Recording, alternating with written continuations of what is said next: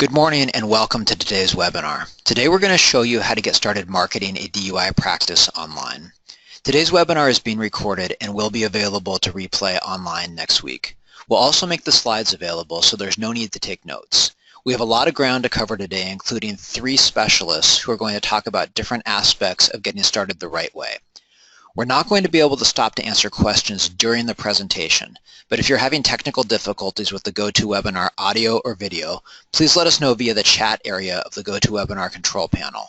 We will have a questions and answers session at the end of the presentation, so if you have questions that occur along the way, please add them to the questions area or send us a public or private chat message via the GoToWebinar control panel, and we'll address it all at the end of the webinar. My name is Dan Jaffe. Before becoming a full-time CEO of LawLytics, I built 2 successful law firms in Washington State and in Arizona. And I also started a highly successful online DUI defense directory that was acquired by a large internet company along the way. During my about 10 years or so in private practice, I made a lot of marketing investments and got badly burned several times. I realized that nobody cared about my practice like I did, and that in order to succeed, I needed to understand how the internet works, and I needed to be in control of my marketing. I did the heavy lifting of figuring this stuff out early on, and today I love showing fellow attorneys how this stuff really works. We have a great program for you today. Each of our presenters is a specialist in her area. I'm going to introduce each of them to you now so we can jump from one presenter to the next without delay once we get started. Victoria Blute comes from a journalism background and is the community manager here at LawLytics. If you're a frequent reader of our blog, you're probably already familiar with her work.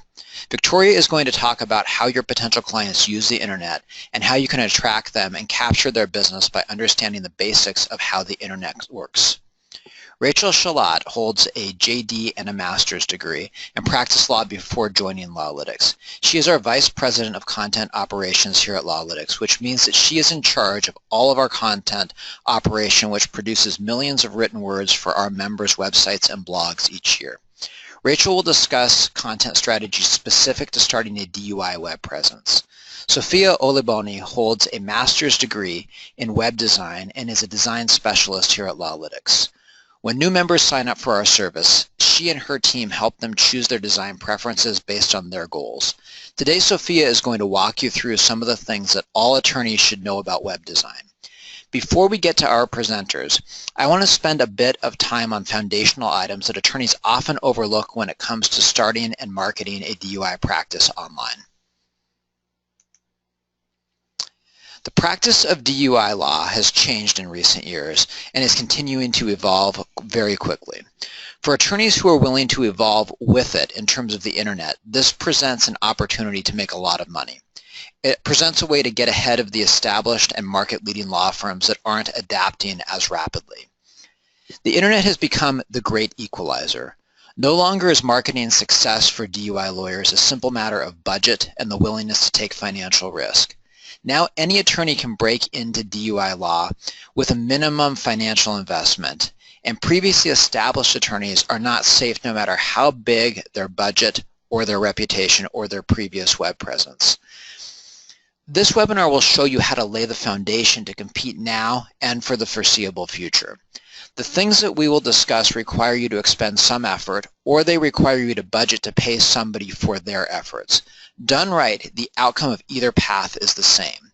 Whichever path you choose, when you make the commitment to building the foundation of your DUI practice the right way, your DUI practice marketing, that is, the right way, and you understand the strategy behind it, the time and the money you spend will not be wasted.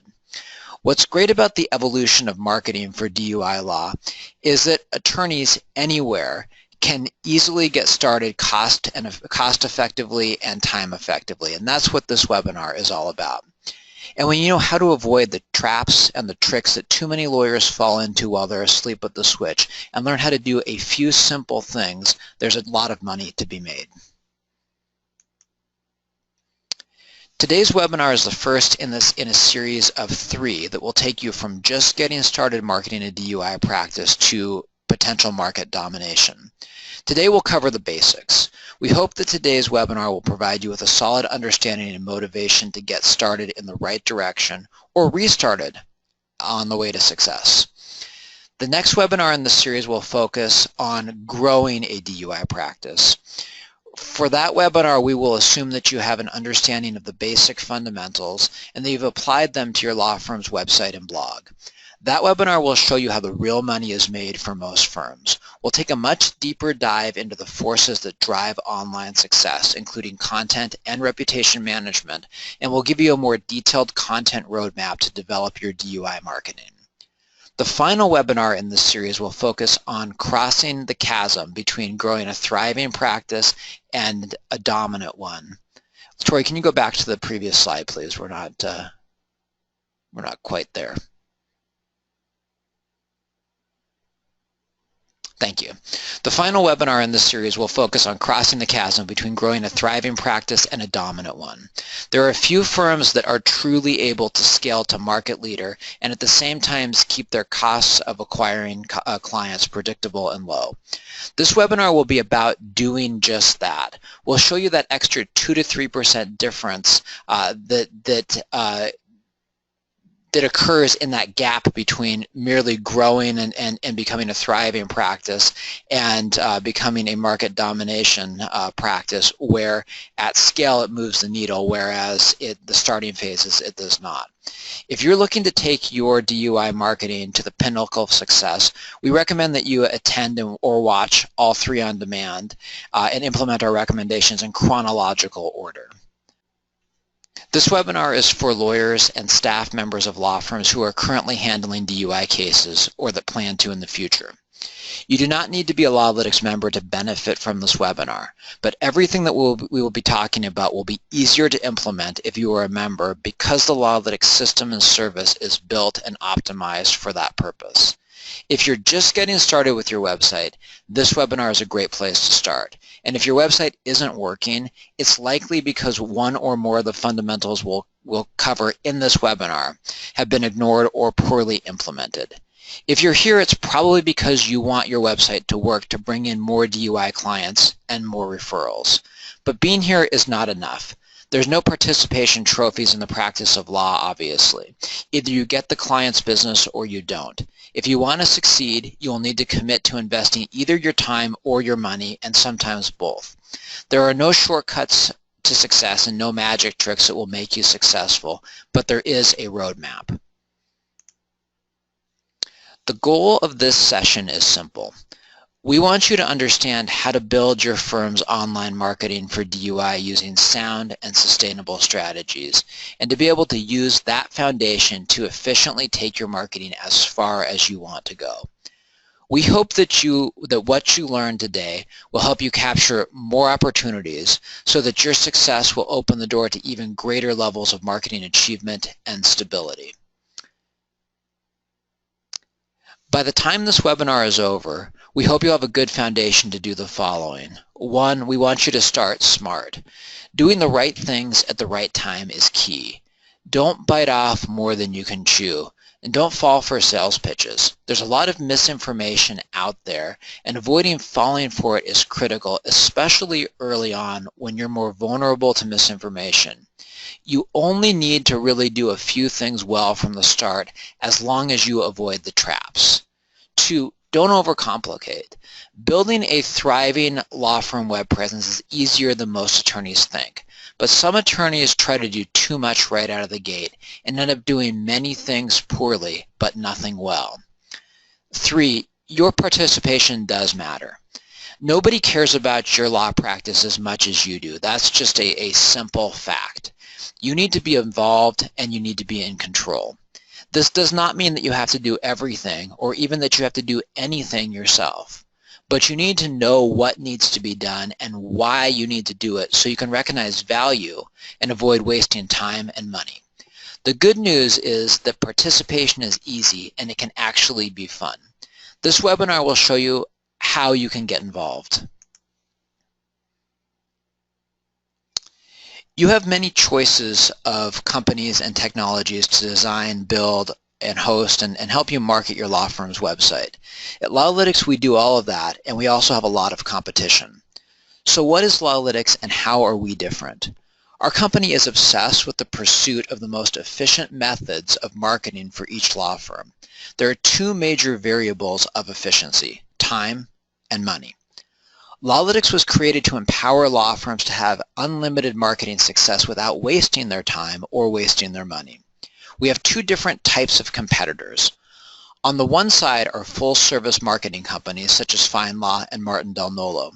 LawLytics is built to give attorneys all of the upside of using a full-service company without exposing you to the risks and downsides, which we believe can cause attorneys to often overpay or overcommit to services that they don't need at times that they don't need them. On the other side are do-it-yourself website software programs like WordPress, Wix, GoDaddy, and so forth that are either cheap or free to use. These programs come with steep opportunity costs, and attorneys often struggle to make them work, wasting their time and missing opportunities along the way. While both full-service companies and do-it-yourself platforms are generally accepted options in the legal community for their marketing, LawLytics offers an alternative that we believe is a much more practical choice. Our company works exclusively with lawyers, and our services are adaptable to every stage of the law firm's growth. Our members can start as small as they choose, and that's what this webinar is about, really getting started, and ultimately grow as big as they decide without taking dangerous risks or committing to things that might not work. And our software is built exclusively for lawyers, so the learning curve is easy, enabling our members to add to and edit their websites, I should say, and turn their efforts into new business without struggling. LawLytics is a membership-based law firm website marketing system, and for those of you who are LawLytics members, and I see a lot of you in attendance today who are, please bear with me, we're almost through the fundamentals of LawLytics. So we're a membership-based law firm marketing system. Our software and service is specifically built for and optimized for law firms. For those of you who are not yet LawLytics members, here's how the process works. The first step is to have a conversation with us to make sure that there is alignment between the needs and goals of your firm and our services. This conversation will look different for attorneys that already have established websites versus attorneys who are just getting started with their first website. If you currently have a website, we will help you understand the benefits of switching that website to LawLytics and what the switching process looks like. If you're starting fresh, we'll talk about the best ways to grow quickly but efficiently in a way that will set your firm up for long-term success. Once you've decided that LawLytics is for you, the next step is starting your firm's membership. We'll guide you through that process, which typically takes about 5 minutes and results in you having instant access to your LawLytics control panel. During that call, we'll also walk you through the details of what will happen next, but here's what happens in a nutshell. Immediately after joining, we'll start the process of setting up and styling your law firm's website. This is a collaborative process, and you'll work with one of our full-time professional designers one-on-one to achieve the optimal look and feel for your site to meet your goals. If you need a new logo for your firm, we can also guide you through the branding process and create one for you. And Sophia will be talking a little bit about some of the considerations that go into that later on in this webinar. Once you and your designer have decided on the look and feel of your site, we'll get it set up to function within the LawLytics system, which gives you access to and control over your website. The next step is adding content to your website. The goal of this phase is to have enough content to be able to successfully launch your law firm's website.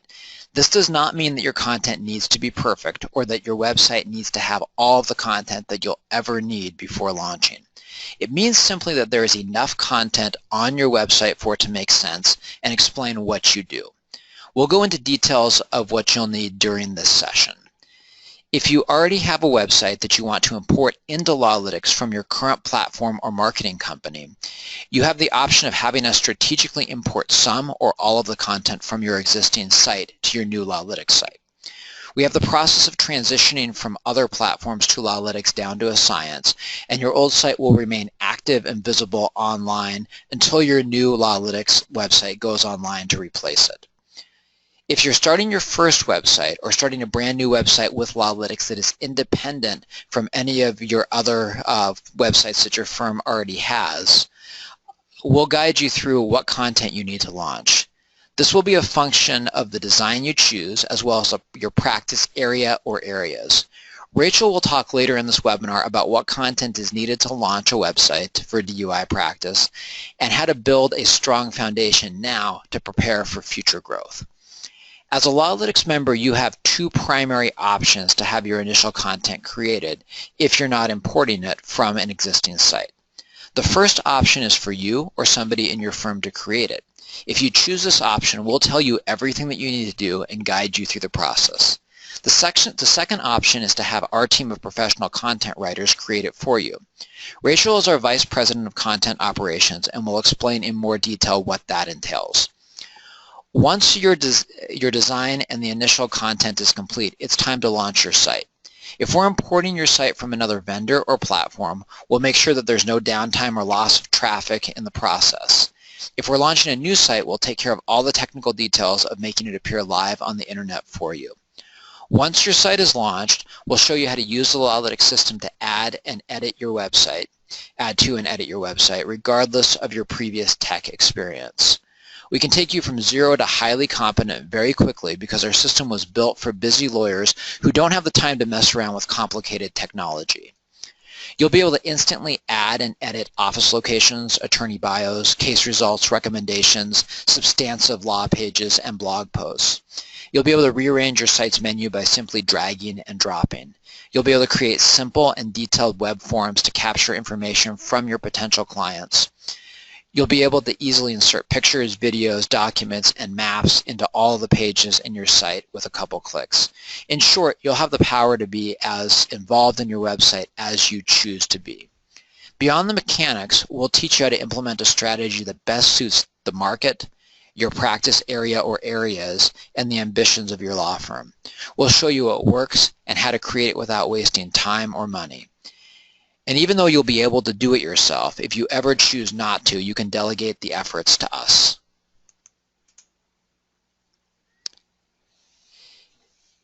You likely already understand the importance of having a website for your DUI practice. That's probably one of the main reasons why you're here.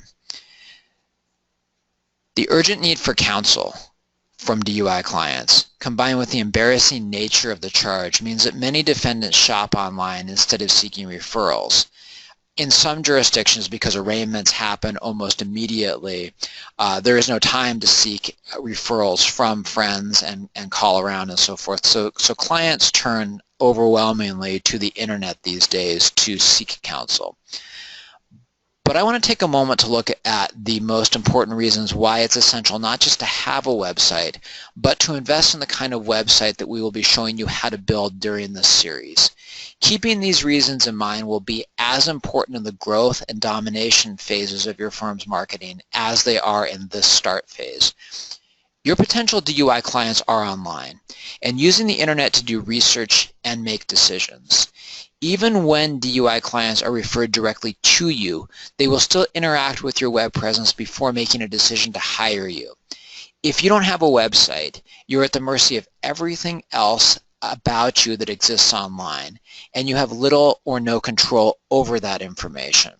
With a website, you have complete control over your messaging and an opportunity to win the hearts and minds of your potential clients.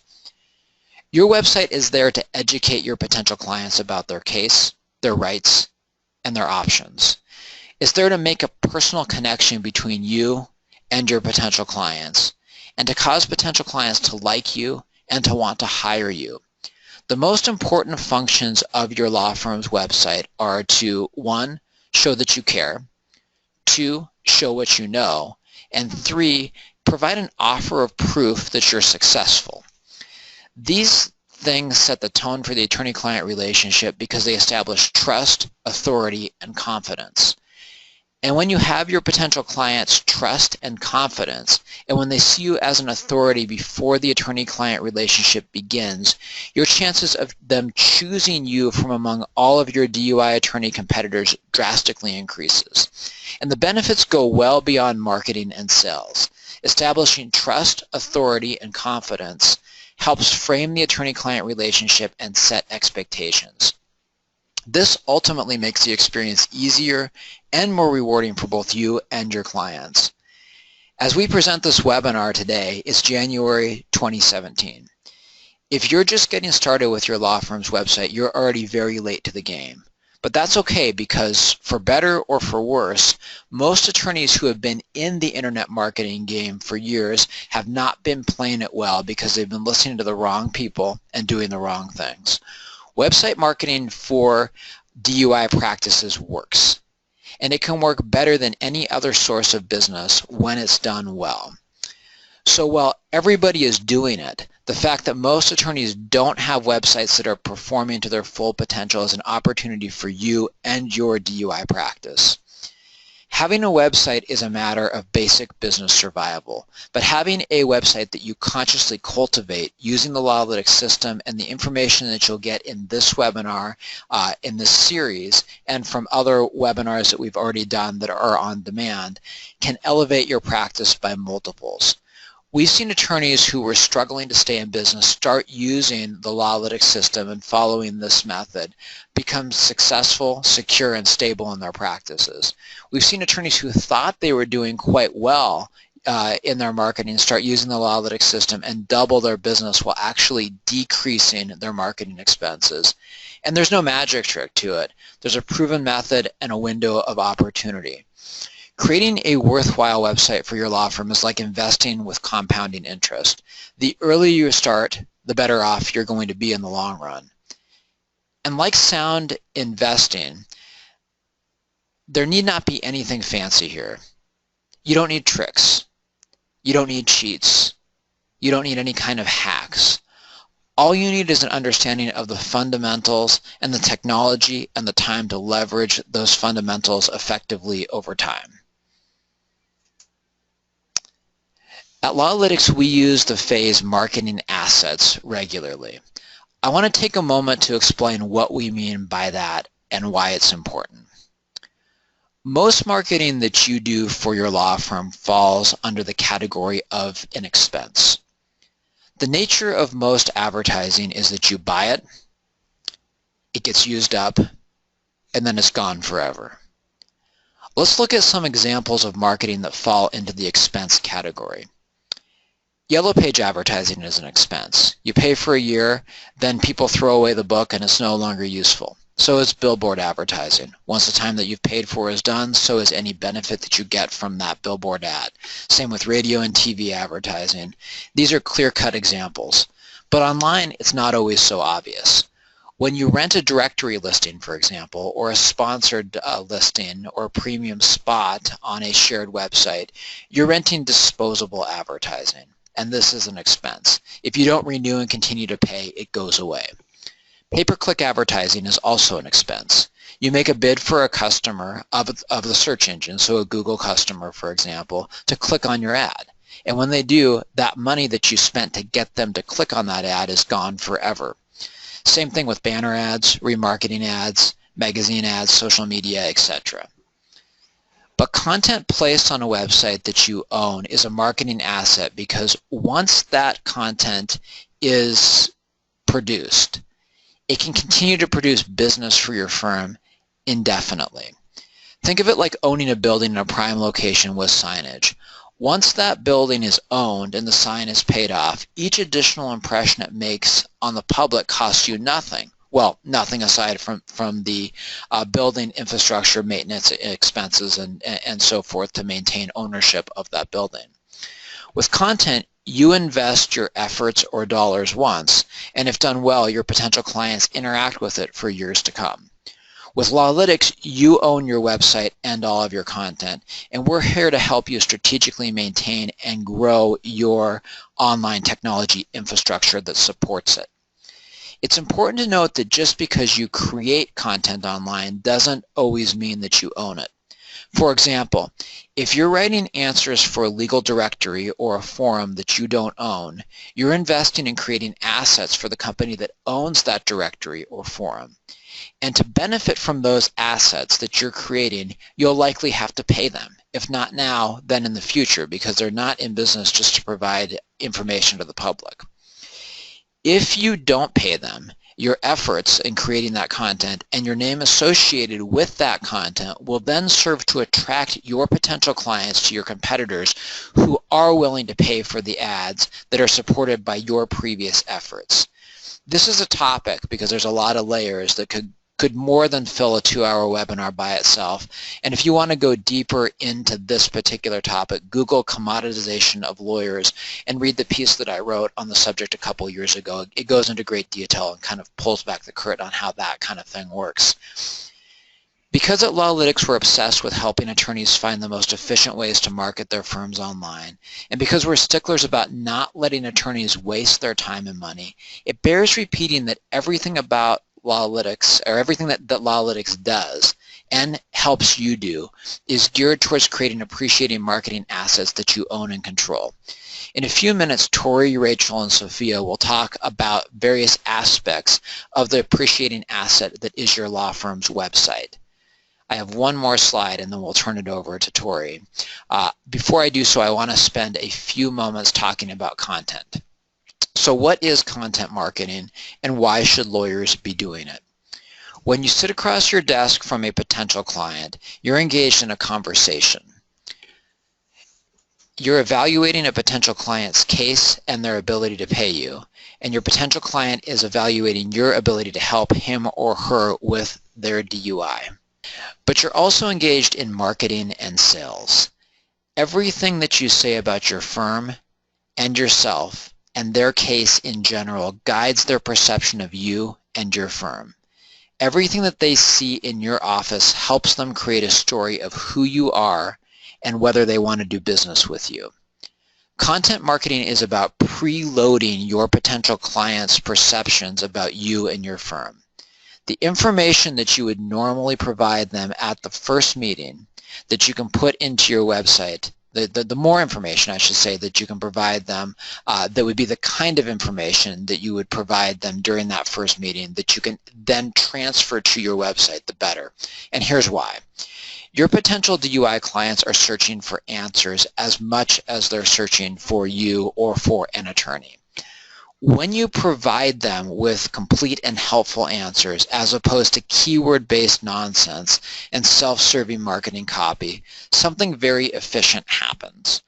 First, the search engines give that high-quality content preference.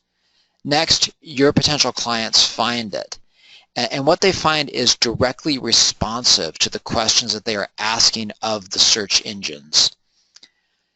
Then when they do that and they read it, they instantly know that you care, they know that you know, and they suspect, because you have taken the time to provide them that information about your expertise, that you're also successful. And the success is something that you can show them in other areas of your website.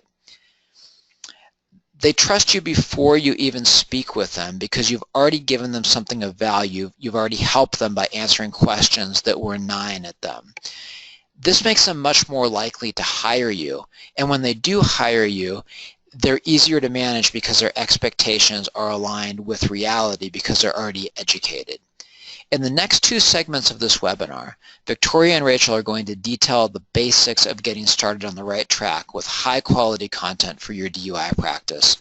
And with that, I'd like to turn the microphone over to Victoria, who's going to talk about the basics of the search engines and how to start building your DUI web presence the right way. Great. Thank you, Dan. Can you hear me? I can. Fabulous. Good morning. For those of you who aren't familiar with me, my name is Victoria Blute, and I'm the Community Manager of LawLytics. My job is to keep attorneys on the cutting edge of web technologies and online legal marketing and to help you learn what works on the web. So now that Dan has discussed a little bit about the foundational aspects of marketing your DUI firm, I'm going to explain how your potential clients use the internet, and I'm also going to explain how they don't use the internet. We'll talk about how to recognize some of the myths that go along with online legal marketing and what you need to know to attract potential clients to your firm. And a lot of this starts with understanding some terminology and understanding how the internet works. So the first slide I want to discuss here is going to set the tone for a lot of what I'm going to be talking about. And it's important whether or not you're familiar with this term. Now, if you are familiar with this term and you want to check your assumptions about what you think this term means, I'm going to mention it, and that term is SEO. So SEO stands for Search Engine Optimization, and I have heard it described a number of different ways, some descriptions which are fairly accurate and others which are completely off the mark. But I think the best way to describe SEO is to say that it's the process of growing your website's visibility in organic search engine results. And in other words, that's helping more potential clients find you on search engines. For those of you who are familiar with this term and with this idea, this may seem like a rather obvious description, and I may end up discussing some topics that seem pretty basic, but hang in with me here. It's important to bring up because attorneys sometimes get caught in the trap of maybe understanding what SEO is as it's defined above, but making some mistakes in how that process is carried out. So if you have some preconceived notions about how all of this works, check your assumptions, and if this is all new to you, you're starting with a blank slate, that's great too. So let's first talk about how search engines work, and then let's talk about how your potential clients are using them to find you or to find your competition. So, search engines work by finding and gathering and displaying relevant information to the people who are looking for it. When Google began as a company, their founders said that they wanted to organize all of the world's information, and that's how we got here. There are three basic steps here that search engines go through, and if you hear me say Google a lot instead of just search engines in general, know that the process is similar for all search engines, but I say Google because that's the most popular search engine and they hold the dominant market share. So people certainly use Bing and Yahoo search, but there is a reason that Google is also a verb, and that's because it's the best and most popular method for finding information right now. Okay, so step one is crawling. You'll hear other terms for crawling. You'll hear people call Google spiders or bots or crawlers, but whatever you want to call it, Google has these bots that are busy sort of quote-unquote crawling the web. And what I mean when I say crawling is that these robots follow links from page to page on the internet to see what's there.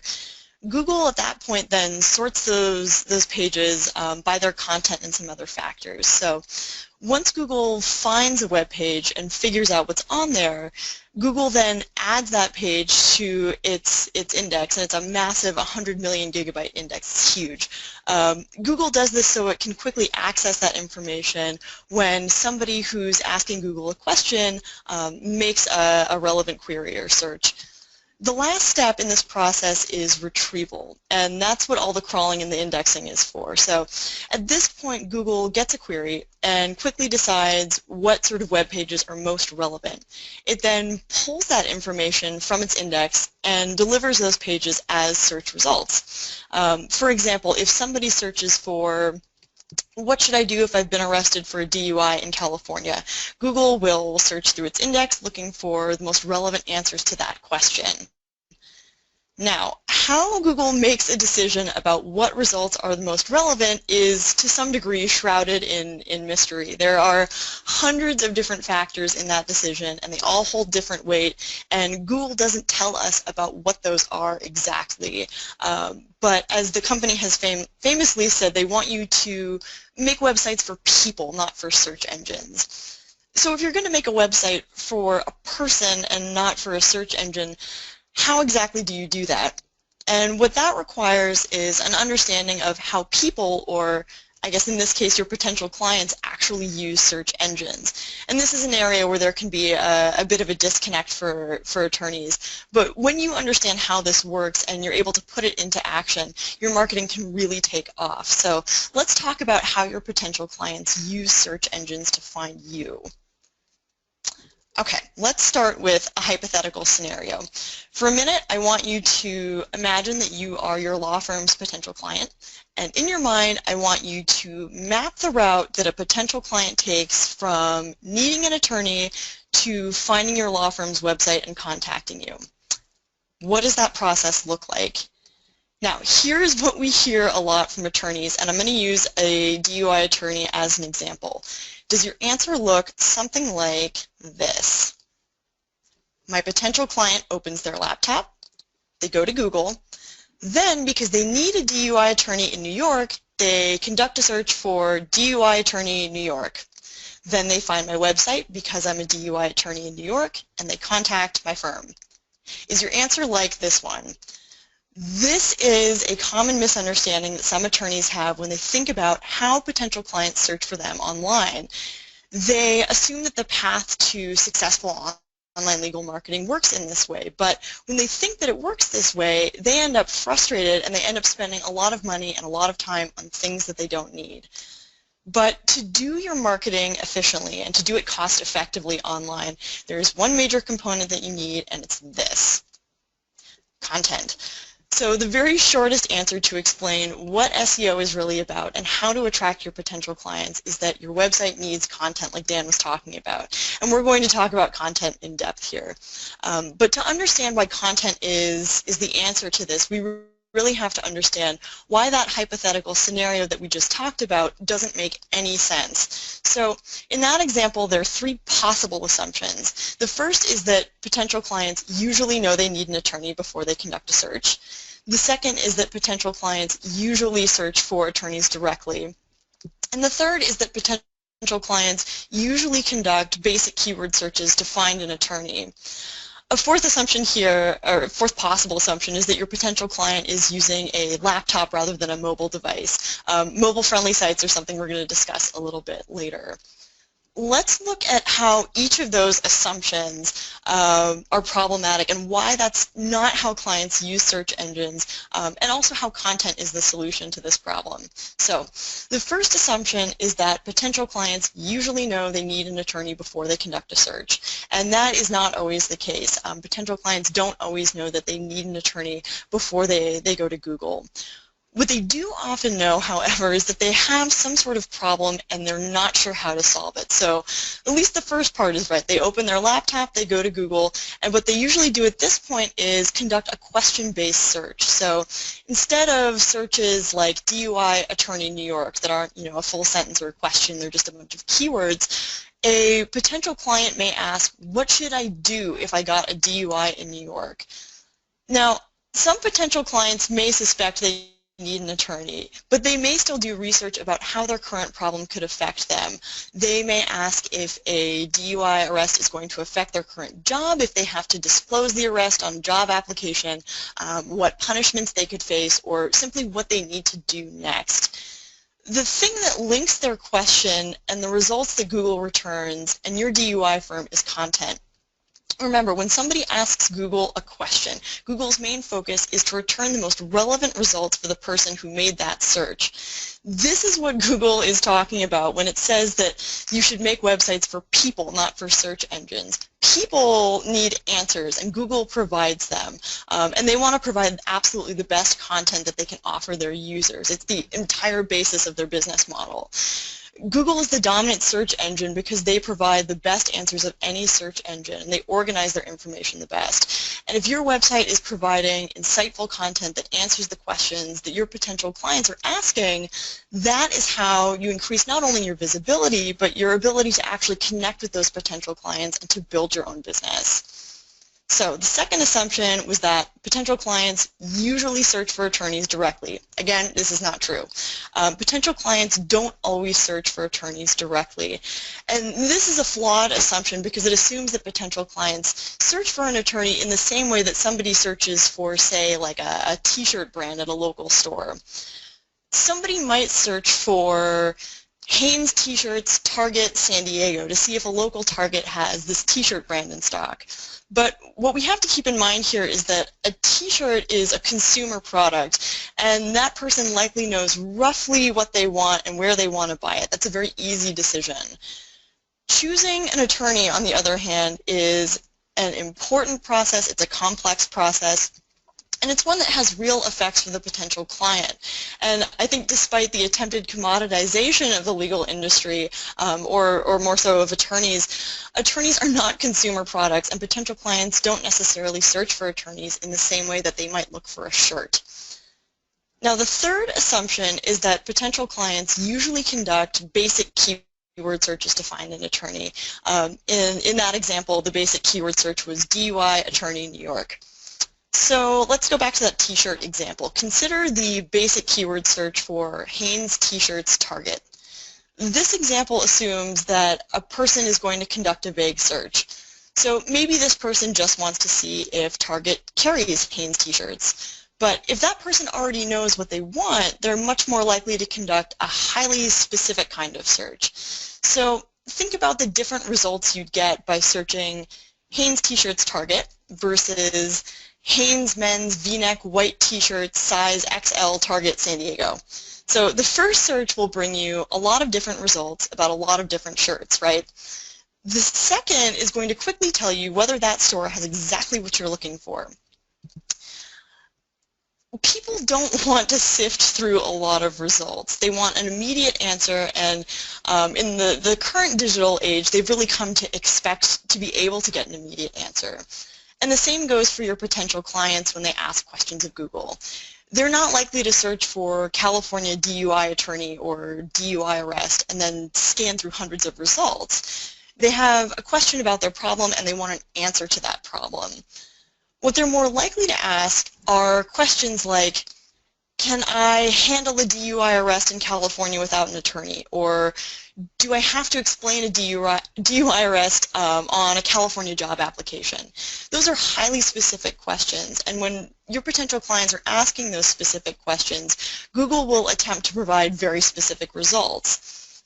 Now, when you answer those questions with quality content on your DUI firm's website and blog, what you're more likely to do is to be found in search results because your content very closely matches those questions that your potential clients are asking. So by giving them that information that they need, you're likely to build a bond of trust that encourages them to contact your law firm.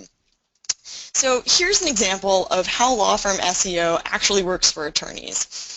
Let's say we have a potential client who conducts a Google search like this. Do I have to explain a DUI arrest on a New York job application? Or maybe they search for something like, I was arrested for a DUI. What are my rights in your state, your city, county, province, township, neighborhood?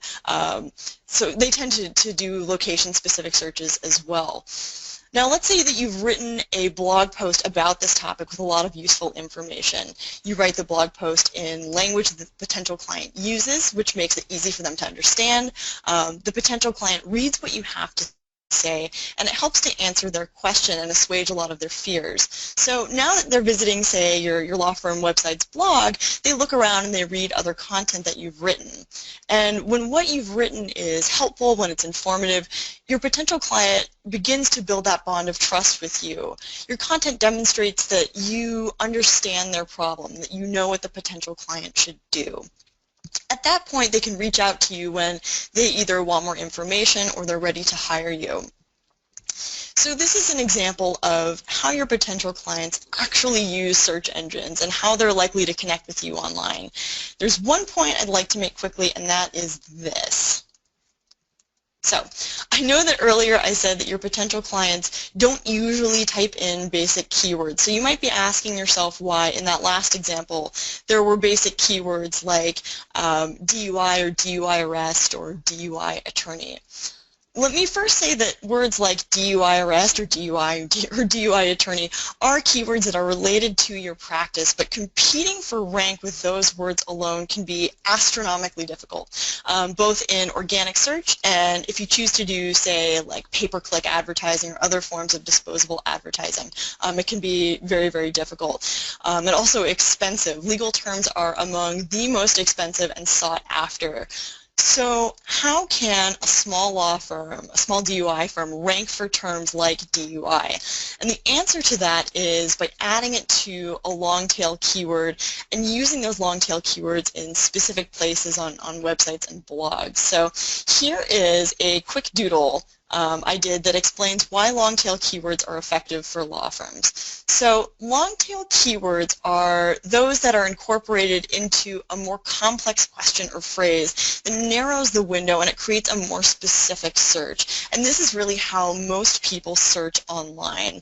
What this diagram illustrates is the value in going after long-tail keywords. So on the y-axis we have the degree of competition and cost for a keyword. The higher on the y-axis, the higher the cost and the higher the competition for such a keyword. On the x-axis, we have the likelihood that a potential client converts, or in this case, contacts your firm. The further left you are, the less likely an individual is to convert. So let's have a look at a single word phrase like that we see in green here, attorney. That's a very, very non-specific keyword for which there's a lot of competition and not a lot of likelihood for conversion. Nobody in their right mind types in the word attorney and then scrolls through pages and pages of results. It's just not efficient. Nobody has time for that. Now let's get slightly more specific with DUI attorney or DUI attorney Georgia that you see in orange here. Okay, so it's more specific than attorney, but it's still a highly sought after term, and it's maybe only slightly more likely to convert someone who searches for it. And again, potential clients usually don't search this way. Now let's look at the part in blue. Here we have some highly descriptive phrases, the kinds of questions that your potential clients are likely to ask. Now these ones have a much higher likelihood of converting people because they directly address the kinds of questions that potential clients ask. There's far less competition for these terms, and there are millions of long-tail keyword phrases that you can target. So with so much competition for some popular keywords, it's nearly impossible to have a new law firm website rank organically for those popular terms. And by organically, I mean you didn't pay for an advertisement or anything like that. And if you do pay to compete for those terms through disposable advertising, you may pay a lot of money to compete for web visitors who may or may not click on your ad and may or may not be potential clients for your firm. Remember that when somebody clicks on a pay-per-click ad, that could be an accidental click. It could be someone who might be a potential client. It could be your competition. But once they have clicked on that advertisement and once you have spent the money, it's gone, whether or not that person converts into your client.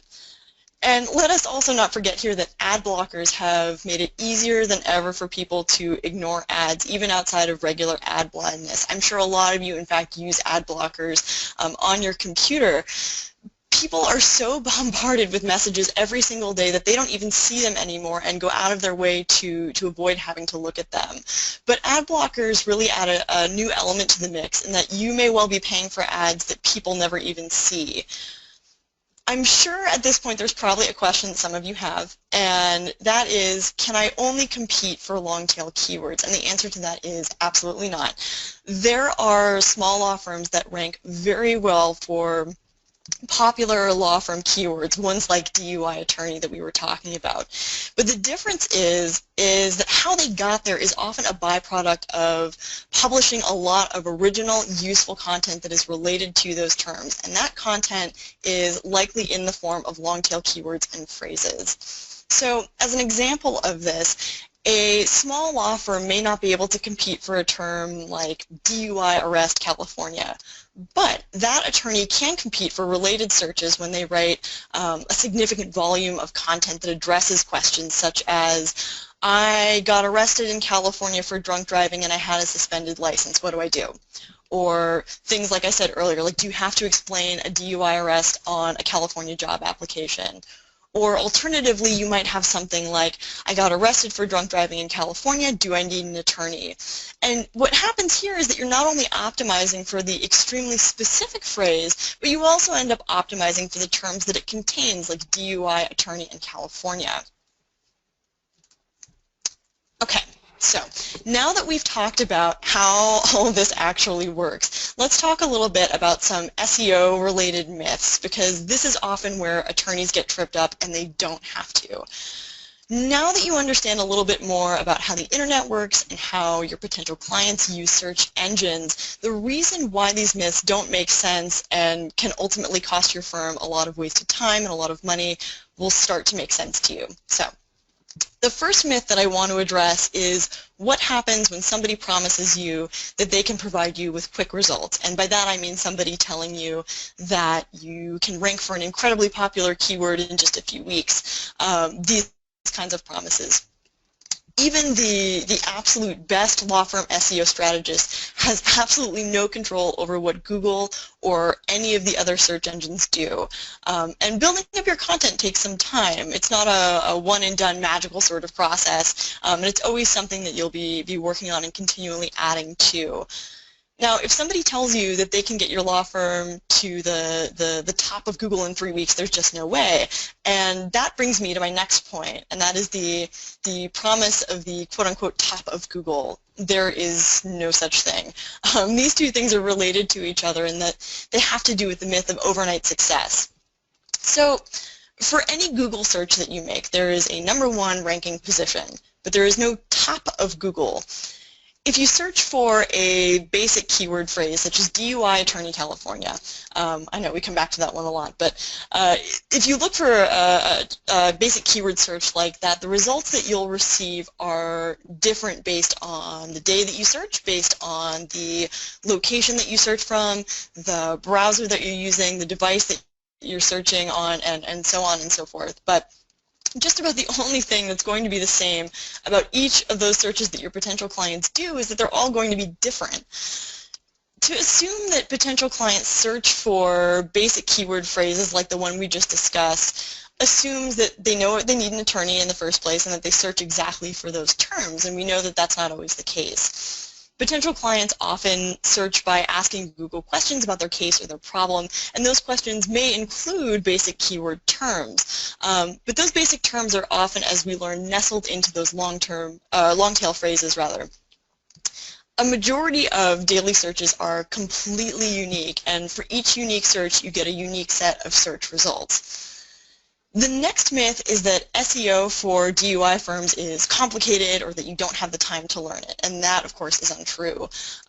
You learned a large part of what you need to know today just by sitting here and listening. And as you can see, what's more complicated than writing content is trying to struggle with methods and tactics that don't work or that are based on false assumptions. That is far more complicated than simply taking the time to know what works from the beginning and build your foundation on that. Next up is the special relationship with Google. So this is one that comes up every once in a while, whether somebody is cold calling your firm to tell you that they have a special relationship with Google and that they can get you to the top of Google in a week, or that they know something special about a Google algorithm update. All of this is nonsense. So you can be a Google partner, or you can resell Google products like PPC or Google Apps, but none of those things will help you, the attorney, with your SEO. And lastly, the last myth is that there is some sort of secret to ranking well. Like I said, Google's ranking factors and their relative weights are a secret, but what is absolutely not a secret, and it never has been, is that Google wants you to write lots of quality content for your website so that they can provide it to the people who are making those queries. They want to provide the best content, and that is what they're looking for. So when your firm, when you write useful, insightful content that helps your potential clients, and you do that on a regular basis, Google is paying attention, and it can reward you with better placement in search engine results. So the only secret there might be is that content is the key, and if you're not writing it, your competitors are going to. So here are some other common myths that are old, dating back to the early days of search engines, but they are, for whatever reason, incredibly persistent. Keyword meta tags. So early on, meta tags were actually an important part of the SEO process in the 1990s, but for those of you who don't remember this, what you'd do at that time was you'd include the keyword meta tags that you wanted your site to rank for, and those pages would come up in results for relevant queries. Unfortunately, what happened is that this process was quickly used and abused by spammers, and so much so that it got dropped as an important signal because it frustrated users who were looking for actual information, and that, of course, is in direct conflict with what Google is trying to do. They don't have a business if they cannot provide people with the best search results for the questions that they have, and it's why they've worked so hard on algorithm updates to ensure that people who are trying to cheat the system cannot do so. More web pages do not equal better ranking. So not only is this myth untrue, if you think that more web pages are equivalent to a better ranking, it can actually harm your law firm's web presence. So there are large law firm websites that rank well with the search engines, and those law firm websites do have thousands and thousands of pages, but the key difference is that those pages are filled with useful content for potential clients, and they've been built up with quality content over time, really meaty stuff. These pages weren't hastily assembled. They were carefully crafted to provide potential clients with the information that's the most important to them. So a website can be large in terms of the number of pages that it has, but simply adding pages without good content to support them can really be a recipe for trouble. So publishing lots of pages without the quality content necessary to make those pages valuable to web users is unlikely to bring your law firm better rankings. And in fact, it can even hurt your law firm website rankings. I pulled a little quote from Google's Webmaster Guidelines, which I absolutely recommend that all attorneys take a look at. But what they say is that one of the most important steps in improving your site's ranking in Google search results is to ensure that it contains plenty of rich information that includes relevant keywords used appropriately that indicate the subject matter of your content. However, some webmasters attempt to improve their page's ranking and attract visitors by creating pages with many words but little or no authentic content. Google will take action against domains that try to rank more highly just by showing scraped or other cookie-cutter pages that don't add substantial value to users. So that is one important thing to keep in mind, and as I said, I definitely recommend that attorneys go and check out Google's Webmaster Guidelines. That's a really important part of making sure that you're on the up and up with the search engines. As it sort of goes with Google, inclusion is a privilege, not a right, so it's important to stay on the right side of their guidelines.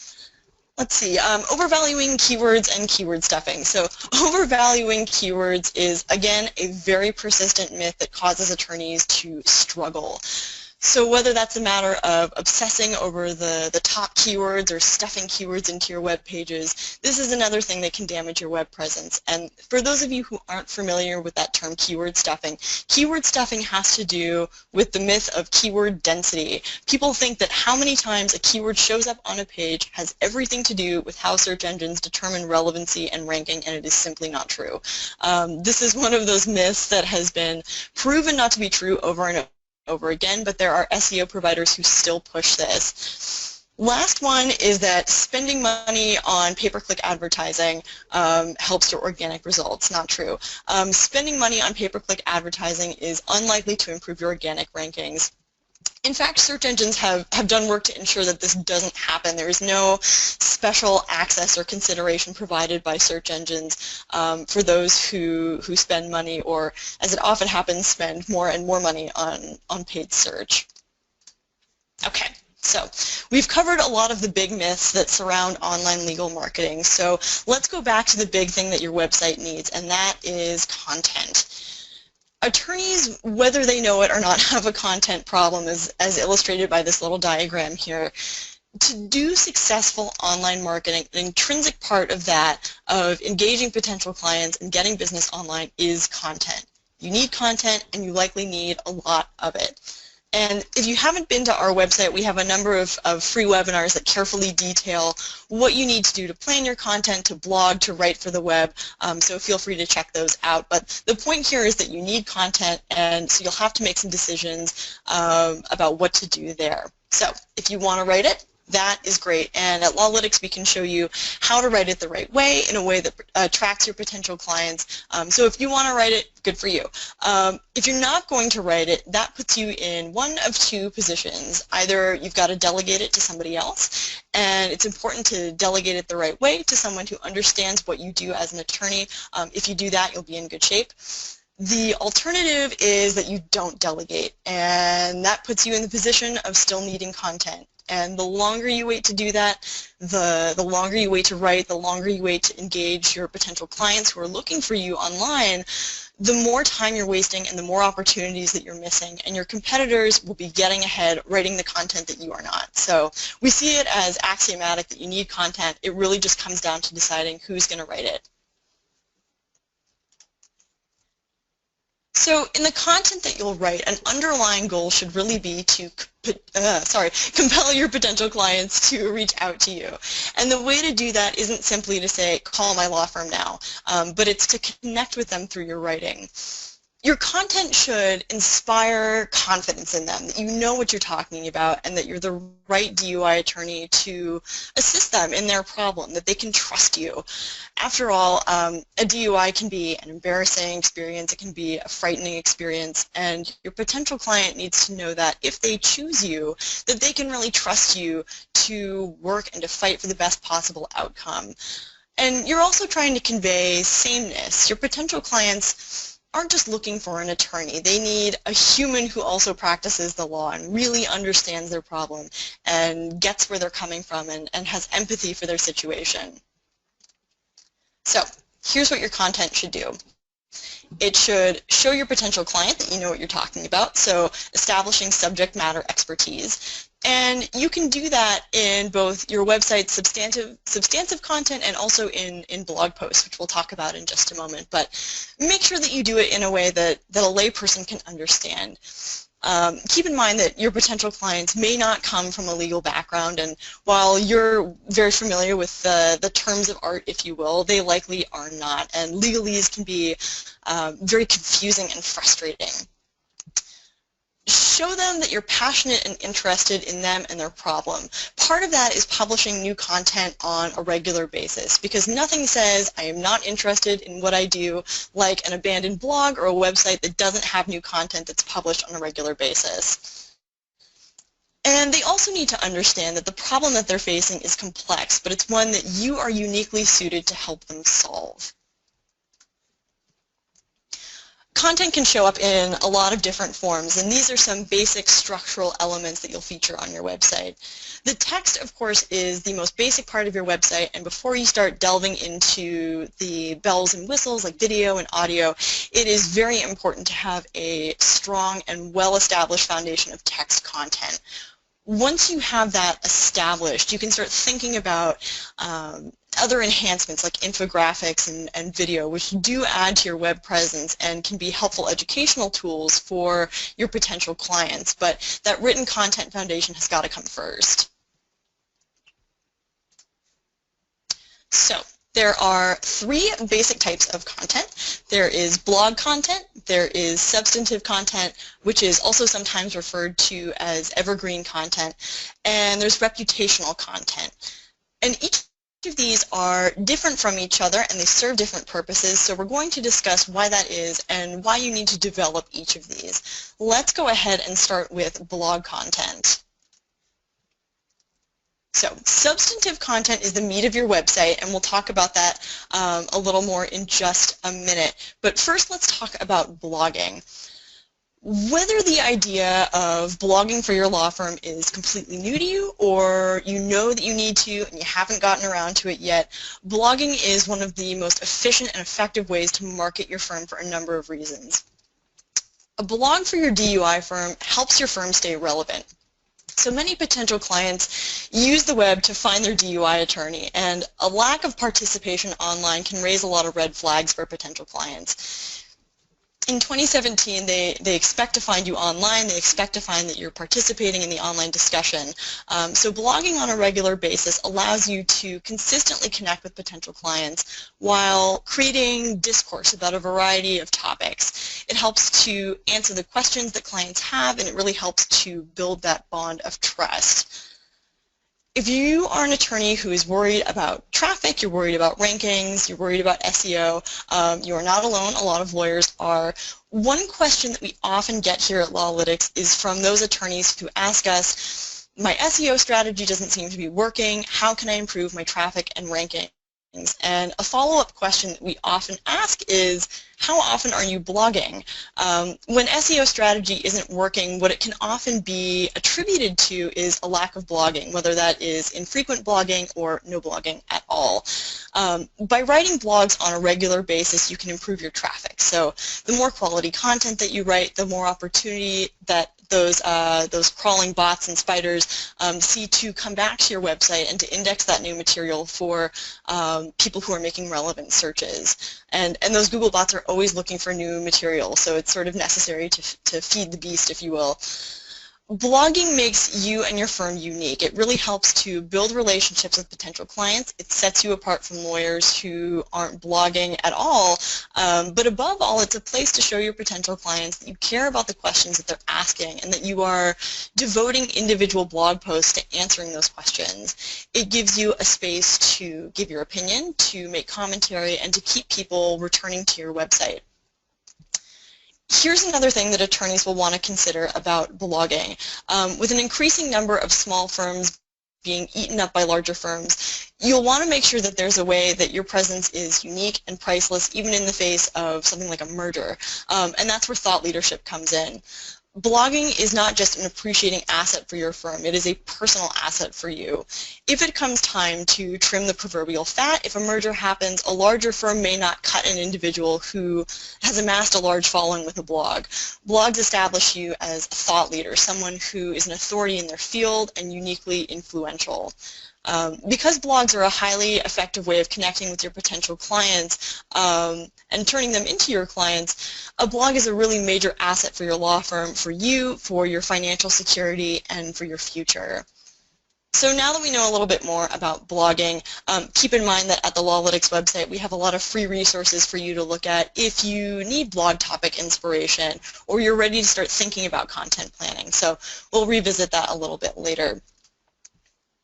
So, substantive content. Substantive content is the meat of your website, and this is also sometimes referred to as evergreen content because it's the content that will remain consistent and consistently relevant for your readership for a really long time. Here are some of the areas that constitute substantive pages, and they can really be divided into two categories, about you and your firm and about them and their problem. The first is the pages that are about you, so the about your firm page, your attorney bio or bios if you have more than one attorney, your office location or locations, recommendations from happy former clients, and other things like case results that demonstrate your capability. The second category is the pages that are about your potential clients and about the problem or the case that they are facing.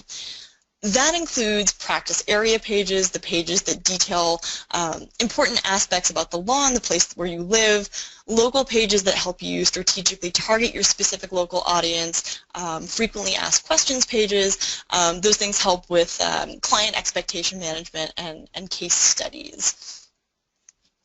So let's start with this topic about your firm. A lot of times we see about your firm pages that are very conservative and maybe just a series of facts about the firm, but that's not very engaging.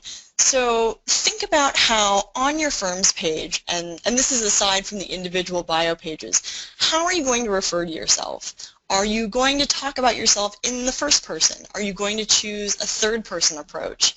And there are benefits and drawbacks to each. I actually wrote a blog about this in mid-November about when you may want to choose first, second, or third person. So feel free to check that out at our blog if you need some help deciding or if you're just curious about the various considerations. As you're writing this page, ask yourself if this really sets you apart from other DUI attorneys and other DUI firms. What makes your firm unique? What's your unique selling proposition? Does it get to the heart of who you are, and does it let your audience get to know you?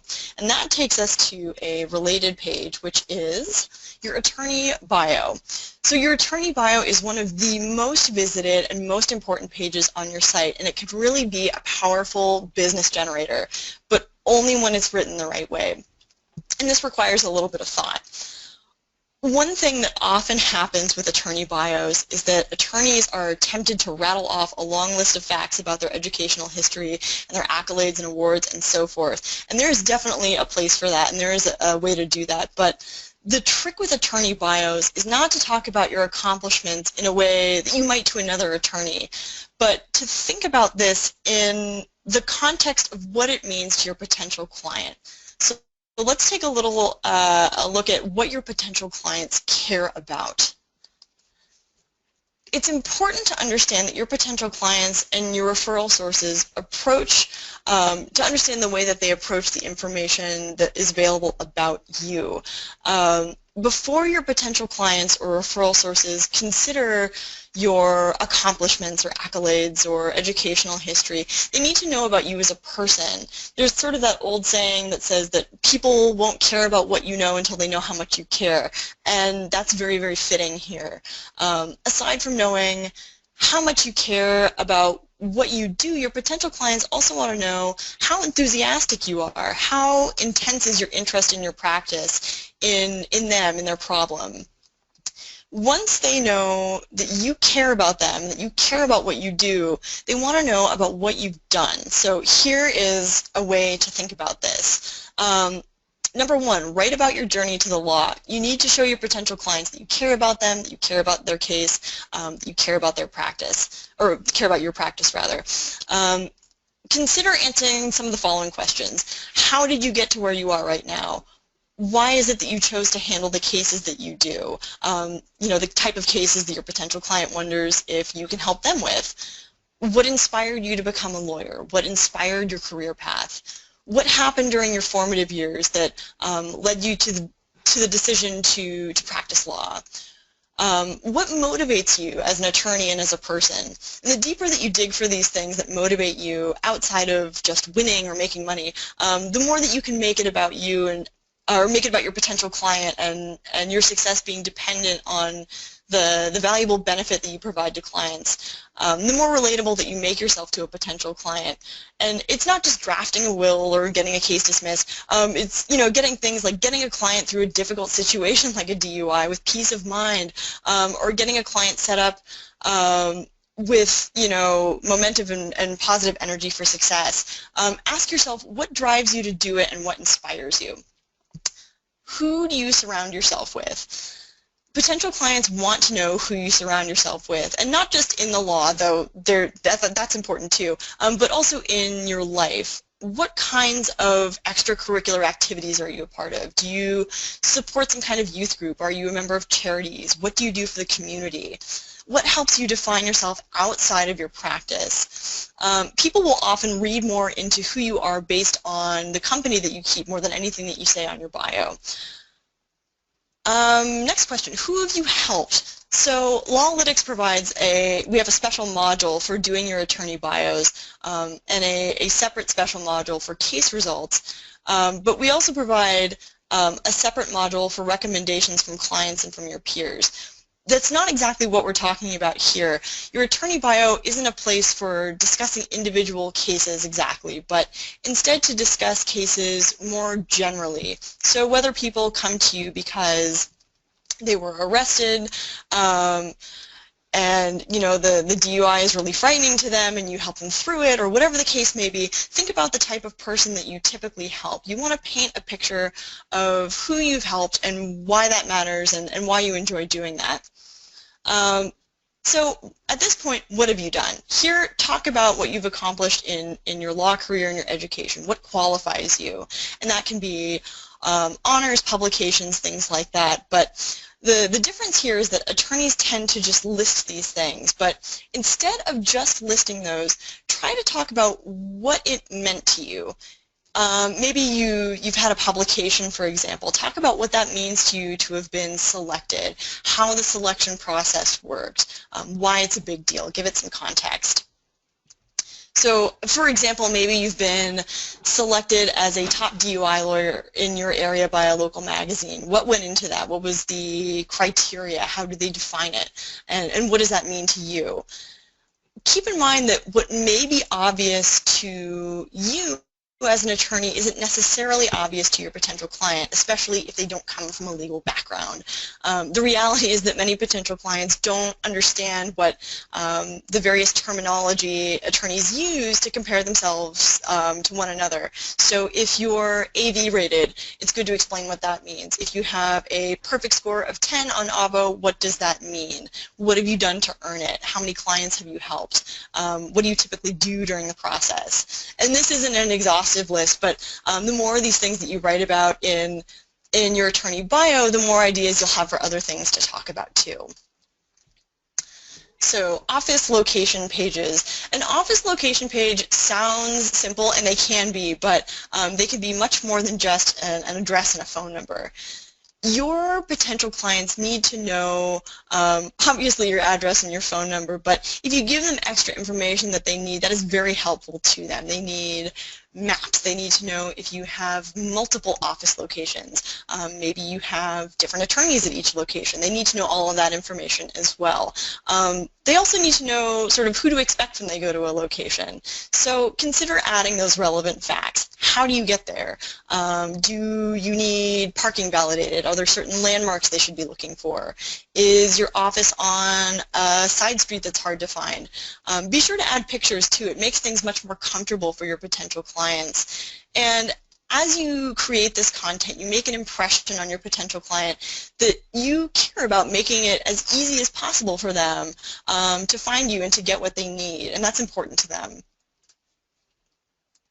Recommendations. So recommendations are important points of proof, and there's no better way of proving to your potential clients and referral sources that you can do a good job for them than having other people say that you've done a good job. And you'll want to write a good lead into your recommendations page, but you can add something to each recommendation that makes it more than just someone saying that you did a great job.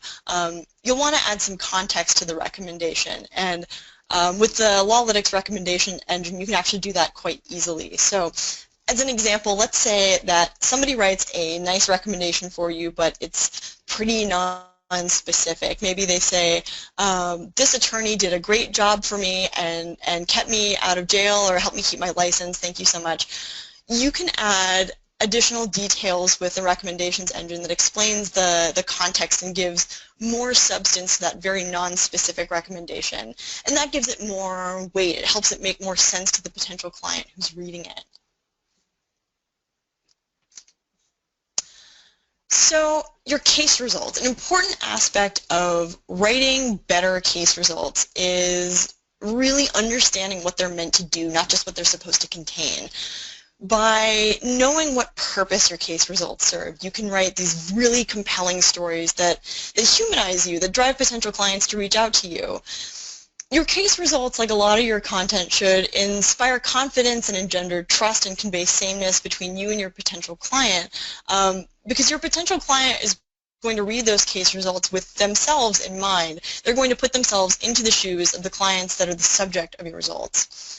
And that's why, more than simply listing the outcome, it's important to explain why you fought so hard and why it matters in the context of the client that you help. So let's look at an example of how to tell a compelling story. So let's say, now this is a non-DUI specific example, but you'll get what I mean here as I talk about it. So let's say your client was in an accident. Let's give your readers the setup. Maybe a client is driving down the interstate and suddenly the unthinkable happens. There's a terrible accident.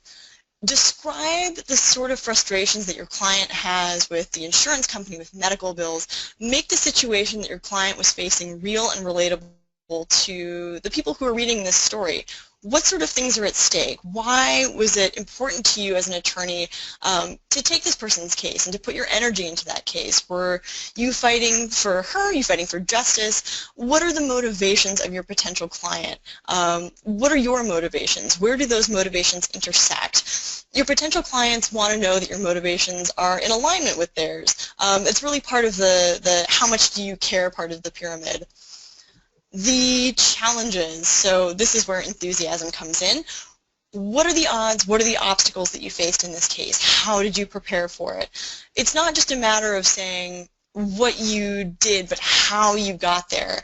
By only talking about the conclusion, your potential client may not necessarily understand just how much work went into the final result. And as you're talking about how you prepared, talk about why you cared about the case so much that it becomes very obvious to your reader that you also care about their case.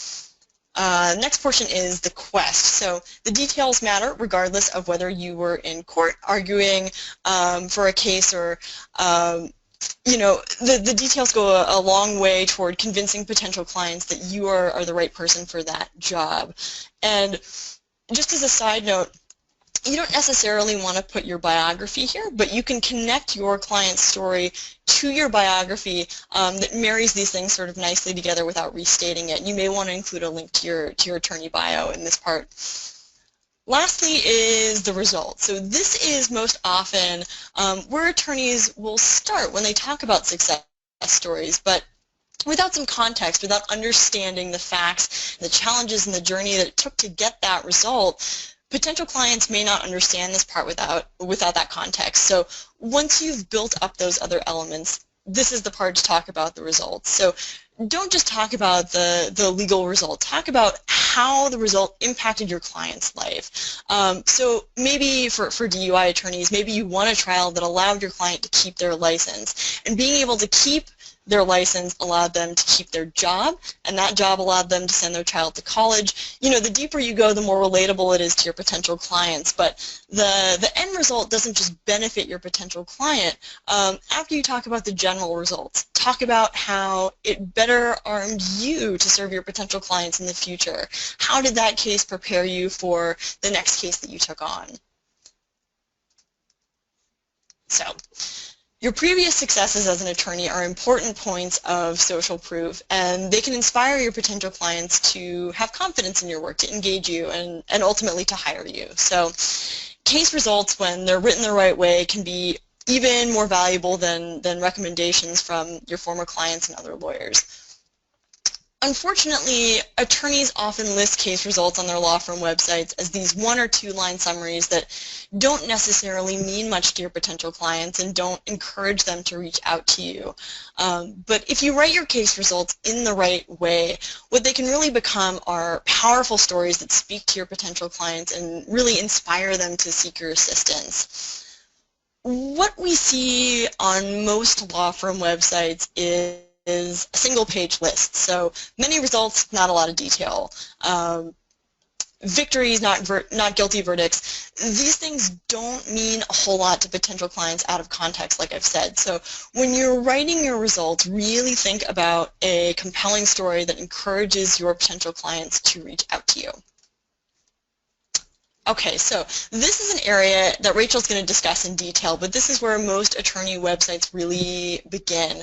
But we recommend going a lot deeper than just the practice area pages. So for your practice area, you want to describe it in terms that a potential client can understand, that a layperson can understand. Then you want to give a simple overview of the area and then drill down into the specifics. That gives your potential clients an important choice, and that choice is how they want to consume that content. Do they want a basic overview of something, or maybe they want to know something very specific about the problem that they're facing? And what that leads us to is detailed law pages. So this is where you're drilling down into the detailed pages, and this is where you can spend a lot of time and a lot of words getting more and more specific. Don't be discouraged by the idea that a potential client is only going to read a small portion of what you write.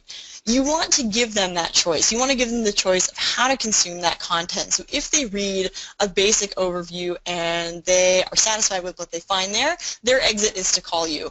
Or maybe they keep drilling down and drilling down into the content until they have read everything there is to read, and at that point they decide that you're the right attorney for them. But it's important to give them that choice and to build up a really robust collection of information. And don't think that any question or any topic isn't right for your website. Even if one client has asked about something in the past, there are many more who may be curious about that same thing, and they need someone who can answer that question for them. Okay, local pages.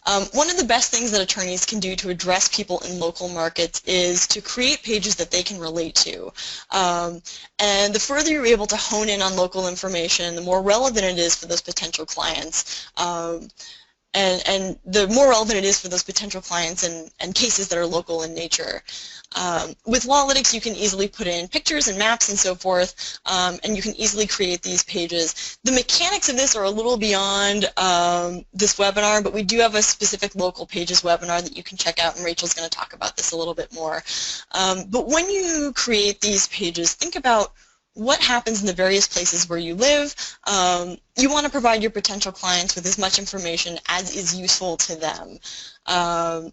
So here's an example for, DUIs. What can you tell your potential clients about local courts, police stations, jails, checkpoints? Your competitors may not be taking the time to do this, and this is the sort of technique that can really help you outperform them.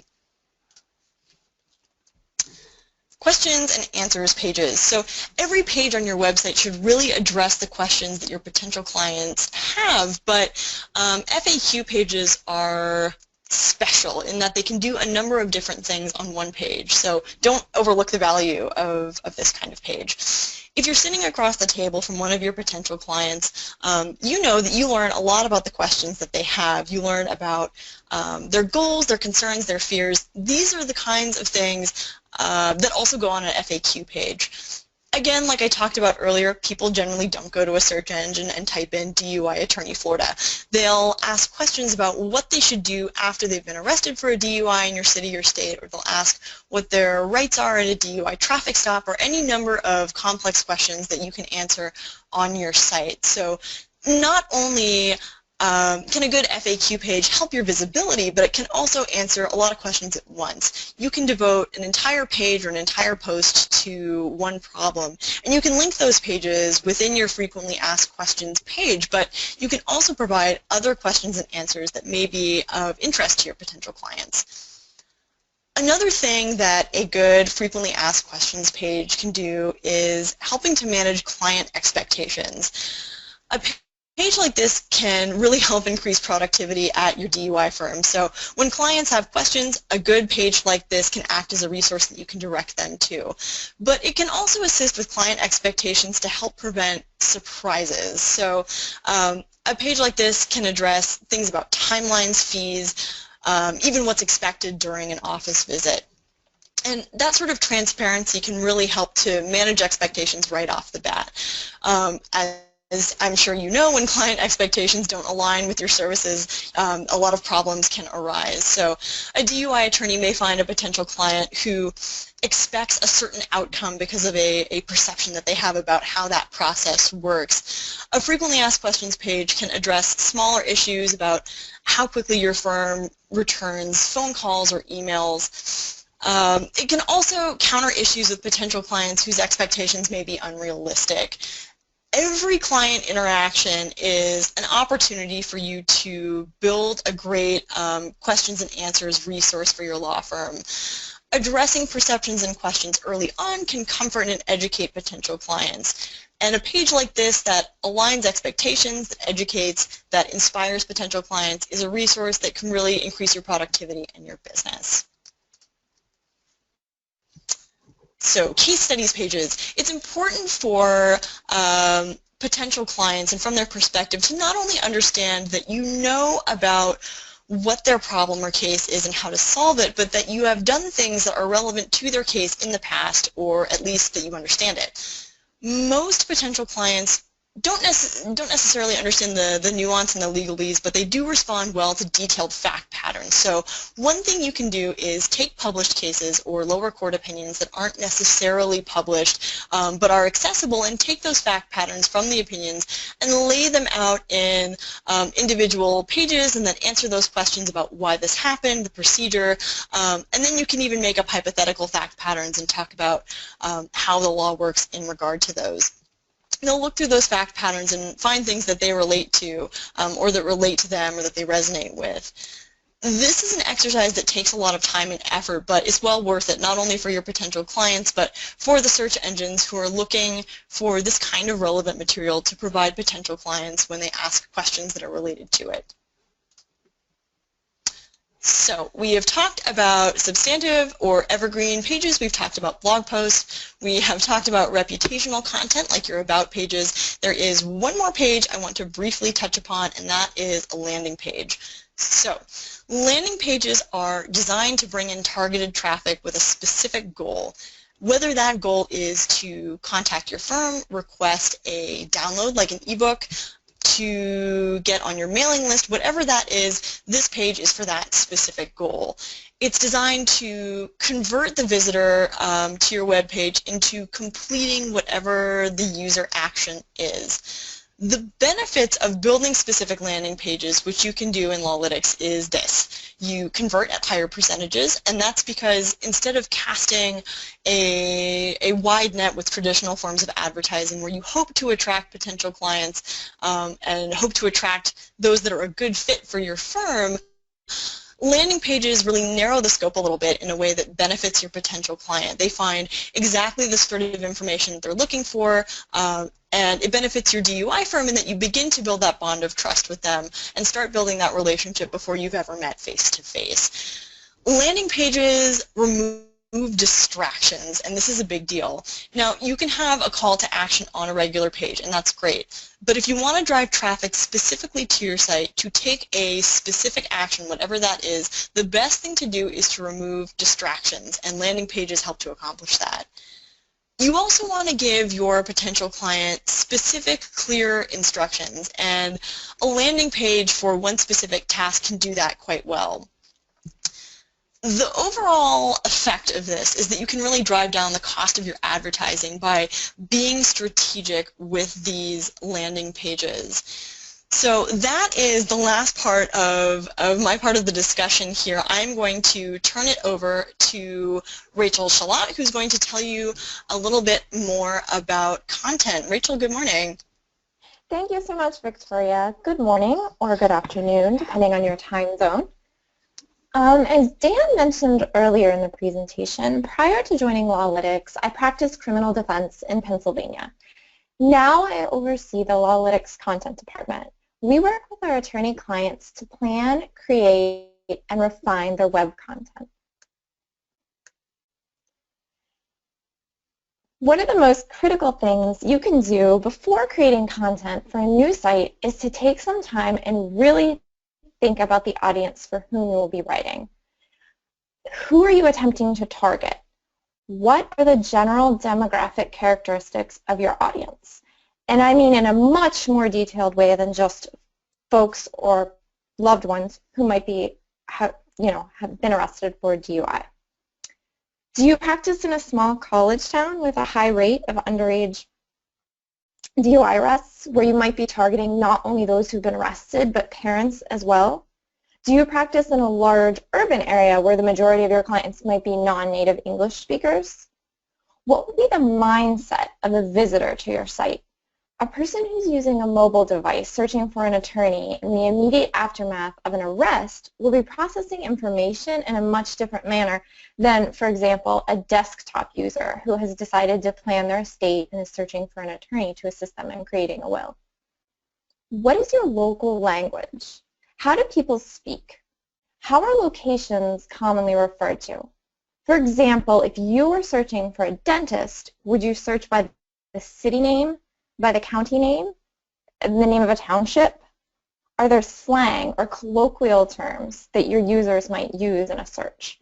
In the city of Pittsburgh, for example, some of the most concentrated areas of DUI arrests we have are on Interstate 376, but the majority of us locals call that the Parkway East or the Parkway West. So using both terms can be very helpful when you're writing to try to target a local audience as well as people who might have been arrested out of state. You cover a really broad range of bases that way. Next, determine what unique characteristics you might grapple with or capitalize upon. Again, if you're practicing in Pennsylvania, someone charged with a first-time DUI is able to complete an ARD program and have the DUI expunged from their record.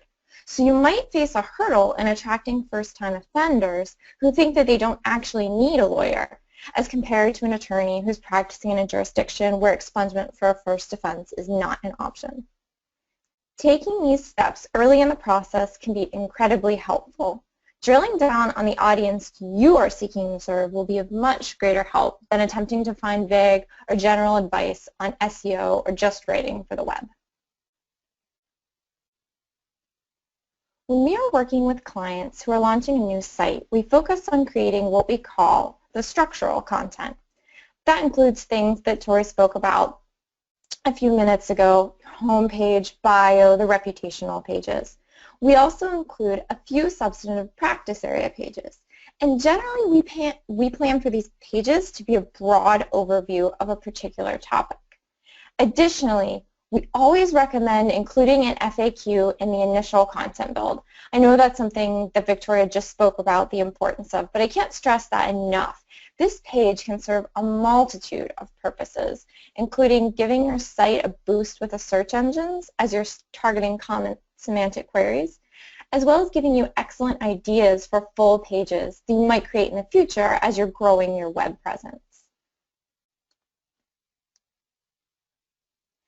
I know with something like DUI, it might be really easy to come up with frequently asked questions, even if you've never practiced in that area before. But sometimes a tool that we use when exploring for topics to cover for an FAQ in a particular area is Google's Related Searches function. At the bottom of the first page of search results, you will see terms or phrases which are related to particular search terms.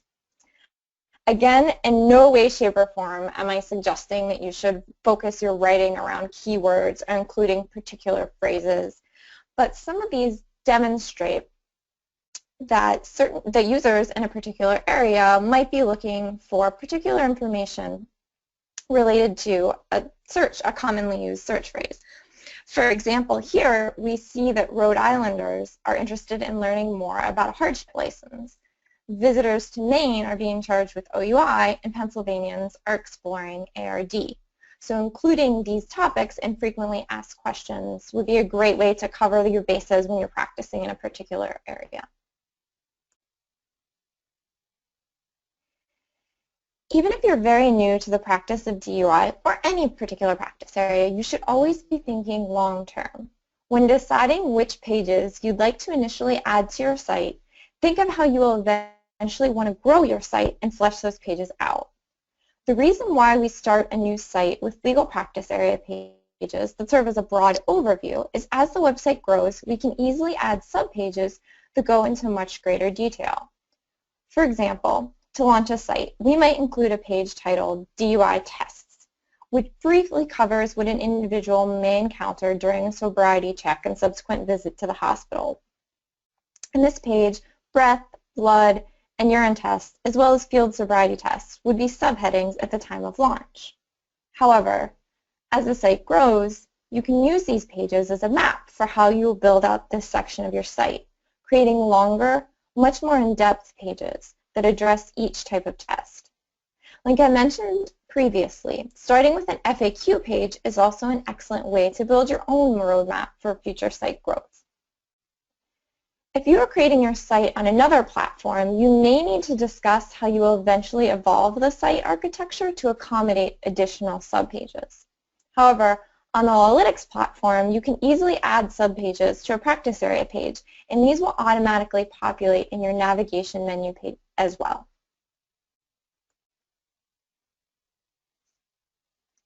We often hear the question, what makes a good practice area page? Victoria covered many excellent guiding principles for writing a practice area page, but I just wanted to dig a little deeper and cover some of the common mistakes that we have encountered specifically when dealing with new sites. I'll talk much more about HTML title tags and structure in the Grow and Dominate series of these webinars, but I just wanted to touch on HTML title tags briefly because it is something that we commonly see. HTML title tags should not only have appropriate structure, but they should have appropriate substance. HTML title tags give your page structure, but also inform the search engines as to what is contained on that page. HTML title tags should always be nested appropriately. That is, an H1 will be at the top of the page, and your subheadings will be H2s with H3s or H4s used if you needed to go additional layers deeper. With LawLytics, the H1 will automatically be formatted for you with the title that you give the page. And the reason why I'm mentioning HTML title tags here is because what we often see sometimes is attorneys will use an inappropriate title tag to attempt to make a block of text appear larger on a page or to emphasize a tagline. However, what this does is send a signal to the search engine that the most important textual element of that page, here in this example, would be "we care," which means that your site will probably get clumped in with any business nationwide who might also care, such as grief counselors, plumbers, realtors, etc. However, when you give your HTML title tag appropriate substance, such as your Boulder DUI law firm, you're conveying much more specific information that is descriptive about your firm. It is also important that your pages adequately address the subject at hand. If you look at enough attorney websites, you'll start to see pages that might be titled something like "First Offense DUI," and that only include text such as "A first offense DUI is a serious charge. You can face fines and even jail time. Attorney blah blah blah has years of experience fighting DUI charges and will take that experience and fight for you." And now Tori spoke at length about this earlier, but if a user was actually trying to obtain information about a first offense DUI, this doesn't really provide anything useful. It kind of shows that the attorney is trying to reach clients, but it's missing those other steps in the hierarchy of needs that she spoke about. When adding a practice area page to a new site, we recommend that the page be no shorter than 500 words in length, and ideally closer to 1,000 words. We do encourage a strong call to action, but we recommend that these pages include elements of particular statutes, which are clearly defined for the lay reader, as well as any important associated information, such as a section on administrative license suspension on a page that is addressing a first offense DUI. Examples can be incredibly helpful. When you add a page to your site, ask yourself, if someone's searching for that particular subject title, would they feel completely satisfied and have their questions answered by what you have included on the page? Next, incorporate what you know about your audience. This is where colloquial terms and specific geographic language come into play. Does your content speak the same way your potential new clients speak? Also, are you structuring your pages in a way that will best serve your clients?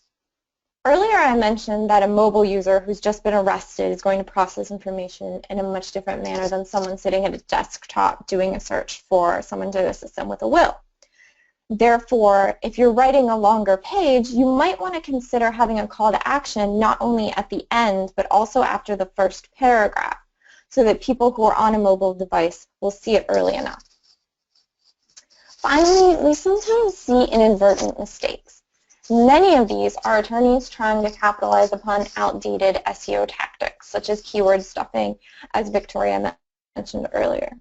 We also sometimes see attorneys who are citing particular information, but they link to a source that actually promotes another firm. Many very large firms create entire resource websites that consist of nothing but the DUI laws of a particular state, and may even have an innocuous web address, such as Rhode-IslandDUIResources.com. But when you dig a little deeper, the site includes subtle references to the host law firm or even contact buttons. We always try to use state legislature and state DMV pages as our primary source material when writing pages for a DUI site. So I think the start phase is a really exciting one to be in because you're taking the first step on a journey to creating a strong online presence. And what you have the ability to do when you're launching a site, opening a new firm, or starting to offer services in a new practice area is track as much data as you possibly can. While you might not be getting a great deal of traffic with a newly launched site, there are many other data sets that you can be able to track. What kind of cases is your firm attracting? For example, you might practice in an area with widespread opiate addiction, and you're seeing a significant amount of cases of driving under the influence of heroin or Oxycontin. Or like the example I gave earlier, you might be practicing in a university town where you're seeing a large amount of cases coming from underage drivers. It's also a good idea to keep an eye on larger trends in your area. As bike commuting increases in popularity, are more individuals being charged with cycling under the influence? If marijuana has recently become or is about to become legal for recreational use, Do you anticipate more of these DUI cases? We have seen incredibly popular blog series and substantive pages written around local events that often result in DUI arrests, such as professional sports games and festivals. You can also gather information that will be important for creating local pages. For example, we've had attorneys who write about where to park when you come in for your DUI arraignment, what day jury selection is so you won't be able to park in certain areas, what courtroom you can expect to go to, if childcare is available or other services, what might be available at the court building, and if there's a judge who routinely hears nothing but DUI arraignments, who that is and what you can expect when you go in. Additionally, we've seen very popular pages that are written about things that are not directly related to legal services someone charged with a DUI might be interested in, such as what is a consequence of a DUI on my California state nursing license. And finally, one of the most important areas to keep tabs on are the questions you and your staff are being asked. If you have partners, associates, and/or support staff, you might want to consider creating a shared document to which everyone can contribute. And these questions that you commonly get can be incorporated into your FAQ pages as well as inspiration for future pages or blog posts to add to your site. Finally, I wanted to briefly mention another tool that we use when looking at trends, and that is the Google Trends tool. This is a really interesting tool that might give you insight into particular patterns. For example, here we can see how often users in Phoenix, Arizona are searching for the term ignition interlock over the past 5 years. Interestingly, there seems to be a spike for the search of this term during the summer months. So that could be a tool that you use to plan, let's say, a blog series around the ignition interlock device and explaining how that device is used and where you could go to get that installed locally.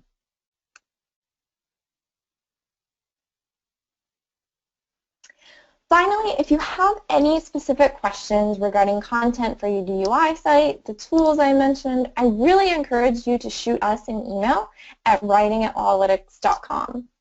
Some of you might already be familiar with her, but Alyssa Rhodes is the director of our content services, and over the past few years has helped a great deal of attorneys create content and launch their sites. So if you have anything, brief questions, you want some help getting started, some additional resources, or assistance with planning for the long term, we're more than happy to help and answer any questions you might have. And with that, I'm going to turn the mic back over to Victoria. Thank you so much. Thank you, Rachel. So now that you understand how content works, there are a couple considerations you're going to have to make. The first is how often? How often are you going to be updating your evergreen content to include new pages? How often are you going to be publishing to your blog? Keep in mind that, as I discussed previously, for blogging to benefit your firm, it's something that you have to do consistently. Once a year, once a month, it's not going to cut it. There's some recent data from HubSpot that suggests that businesses who post more than 16 blogs in a month receive 3.5 times more traffic than those who only publish up to 4 times a month. And it's reasonable to believe that that trend translates for attorneys as well. And anecdotally speaking, that's what we have seen. We've seen that attorneys who blog more get more traffic. The second thing that you'll have to consider is what topics to write about. The best way to do this is to have a content plan. And as a reminder, we do have some really nice free on-demand content planning resources over on our website. The last question is knowing who is going to write that content. Will it be you or will it be a proxy writer? Either way, like I said before, you'll need content. The last thing to remember is that if you're writing your own content, perfect really is the enemy of good, or as Ali Sachs over at Iris PR said, it's a brief, or it's not a brief, it's a blog. Don't let perfectionism get in the way of your publishing. If you have 15 minutes to spare, you have time to write a new blog post for your website. With that, let's move from the topic of content to the topic of website design, which is another important part of your web presence. I'm going to turn the mic over to Sophia Oliboni, who is our senior web designer. Sophia, good morning.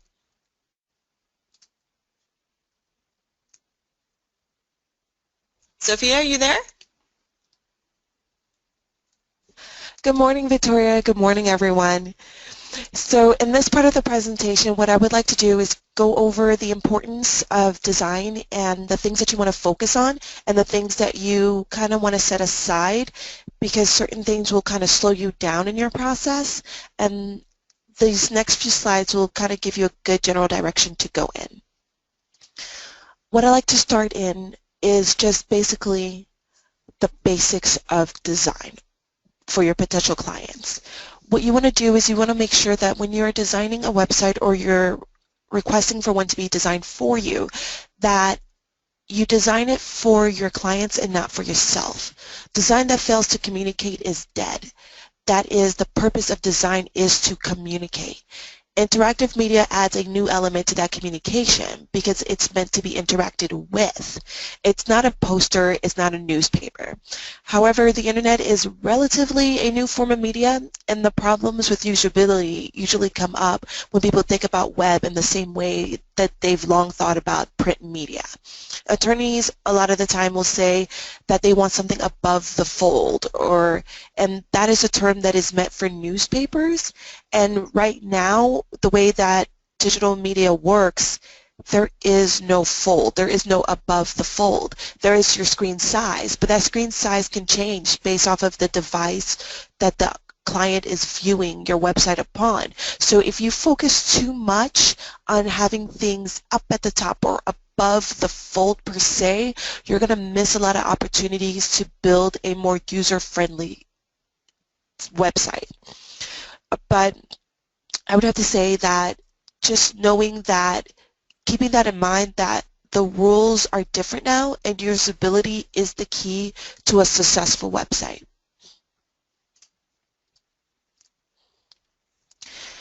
Now we're going to discuss aesthetics. Aesthetics plays a very large role in your website. The average user spends just 30 seconds on a site before they move on.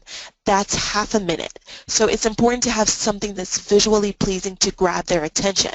Aesthetics is known as the set of principles guiding the work of an artist, including color, contrast, graphics, and layouts. A website's aesthetics can influence a brand's credibility and perception. In fact, studies have shown a clear link between solid design and a site's credibility. Aesthetics really do have a function. A pleasant visual design makes a potential client feel more relaxed. As a result, they tend to find a well-designed website more credible and easier to use. It's easy on the eyes and is considered just more user-friendly, and as opposed to something that's ugly. But you also have to have something that keeps their attention once you've captured it. How you keep it is by having good content that answers a potential client's questions about their case or a problem that's presented in a readable format. Now, what I mean by readable format is overall readability. Readability is about featuring your content in chunks, headlines, bullet points, the occasional bold. Having something that can easily be scanned for titles and information is what you want. Having the content there is important. If you have beautiful but an empty site, it's basically useless. So in these examples that I have up, these images, on the left-hand side we have a site that is actually considered incredibly beautiful by design standards and aesthetics. However, the site is not usable.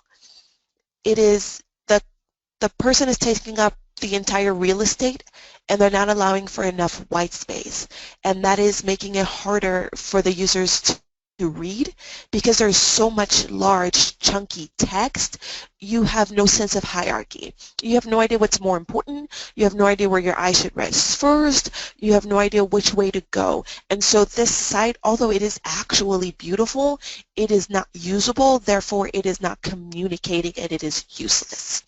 On the right-hand side, this is a good example of what chunking and readability looks like. So you want to have, if I'm looking at this site and I'm only on here for about 30 seconds, my eye lands on it, I see the business of design. And so I know if nothing else, we're going to be talking about the business of design. And then beyond that, the design design the best version of your business. So I'm reading these little chunks first, and that space in between them kind of helps my eye go from one piece to another. Now next we're going to discuss usability. I'm going to explain that a little bit more. So usability is the measure of the quality of user experience when a person interacts with your site. On the web, usability is critical. It's been described as a necessary condition for survival. If your firm's website is difficult to use, potential clients will leave. If the homepage isn't clear about what you do, people will leave. If it's hard to read or it doesn't answer your clients' questions, they'll leave. Usability is a measure of the quality of the user's experience. So the average client is not going to spend the time to try to figure out where to go and what to see and what to read. If they can't figure it out, they're going to leave. A usable site should be quick and easy to learn from, efficient to use, easy to remember, and like I said, the content needs to be navigable. It needs to be readable. 4 main characteristics that make up a usable site is 1, quick and easy to learn. 2, efficient to use. 3, rapid recovery from errors, so 404 messages, and easy to remember. Some lawyers just want all the bells and whistles. They want a video background, they want sliders with tons of movement, and they want items that make the site heavy and slow. It makes it harder for your potential clients to read the content on the sliders or to interact with it because it's slow, and it's a waste of effort. They're going to bounce. You have to know when too much is too much and when to scale back a little. Readability and usability is much more important and much more valuable than trying to have just a fancy, website. Next, we're going to look at focusing on what matters. Now, I find this a lot where lawyers will focus on the right shade of blue or the right font. Focusing too much on minor details like this can get in the way of an attorney launching their site or focusing on the content. Focus on what's important. Spending a week or 2 of your time that you could be pulling in clients going back and forth in different colors or very similar fonts will not change the overall meaning or functionality of your site. You're losing business while you're wasting time on that. At the end of the day, each color has a meaning. Blue means what blue means. The fact that you use a slightly lighter or a slightly darker shade doesn't remove the meaning of the color.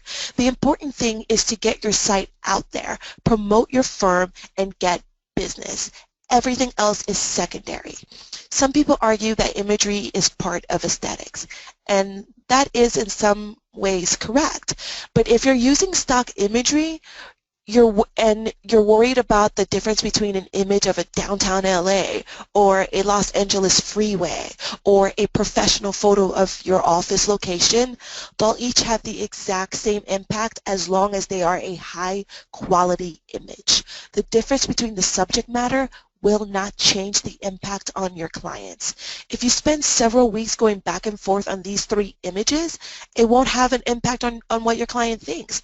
But what will have an impact is the time that you wasted on minor things. Now, I will talk about what I think is the most overlooked and underutilized part of a good website layout, and that is white space. Attorneys sometimes perceive it as empty space and a waste of screen real estate, but it's one of the most valuable parts of your design. White space is the space between columns, your text, and your images. It gives your potential clients' eyes time to breathe. It makes people want to keep reading. When it's used well, it can really be transformative for your website. White space increases readability for your clients. It actually helps people understand what they're reading, which adds up to a better user experience overall. According to research by Human Factors International, white space increases comprehension by almost 20%. That means if you use your white space correctly, people are 20% more likely to understand what they're reading and relate to the content. Here are some other ways that white space can benefit your website. It can improve It improves interaction. Visitors are always in a hurry. Good white space prevents distractions that slow visitors down. It will get them to your call to action faster than bombarding them with all of these different things to look at. The ability to highlight your call to action.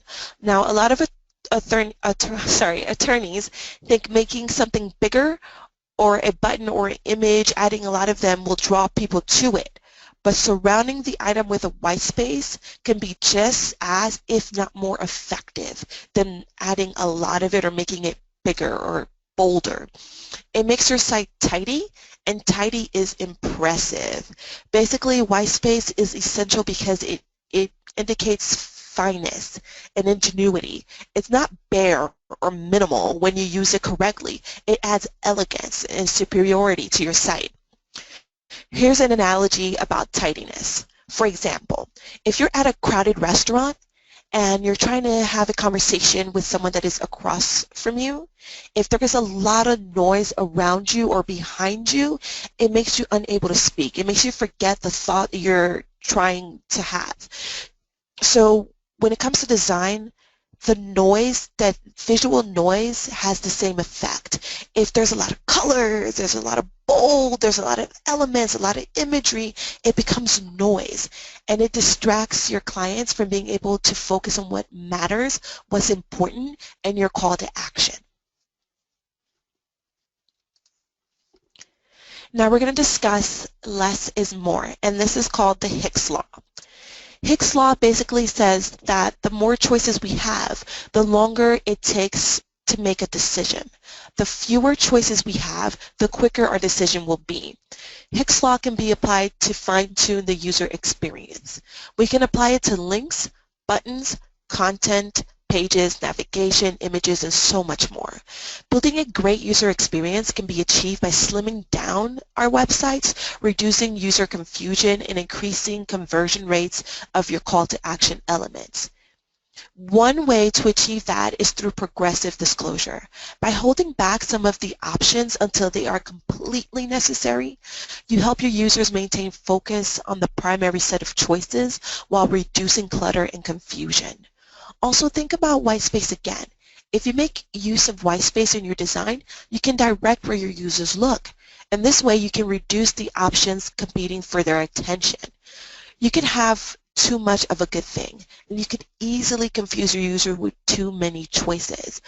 When working on visual design of your site, you should take Hicks Law into consideration and minimize links options, thus streamlining your user's decision process. And this is something that when you work with LawLytics, we help you with.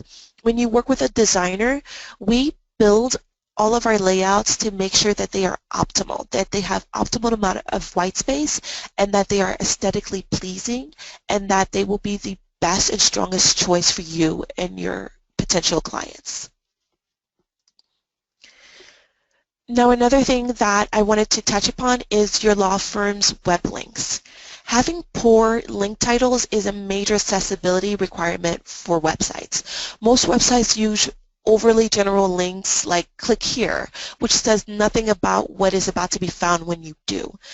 Link text should be clear and make sense out of context. I found that instead of using non-informative phrases such as click here, read more, link to, or info, or verbs in general, it's sometimes better to make proper and concrete nouns in your sentence link. Nouns can help the user quickly grasp what they're clicking without having to read the entire sentence or phrase, whereas verbs are vague and don't usually give a clear picture of what to expect. For example, as you can see on the slide, instead of writing view our firm's case results here, where here is the highlighted element, choose something like view our case results, where the noun case results is the anchor text. Poor link text hurts usability. Let's say you have a user who is visually impaired in some way.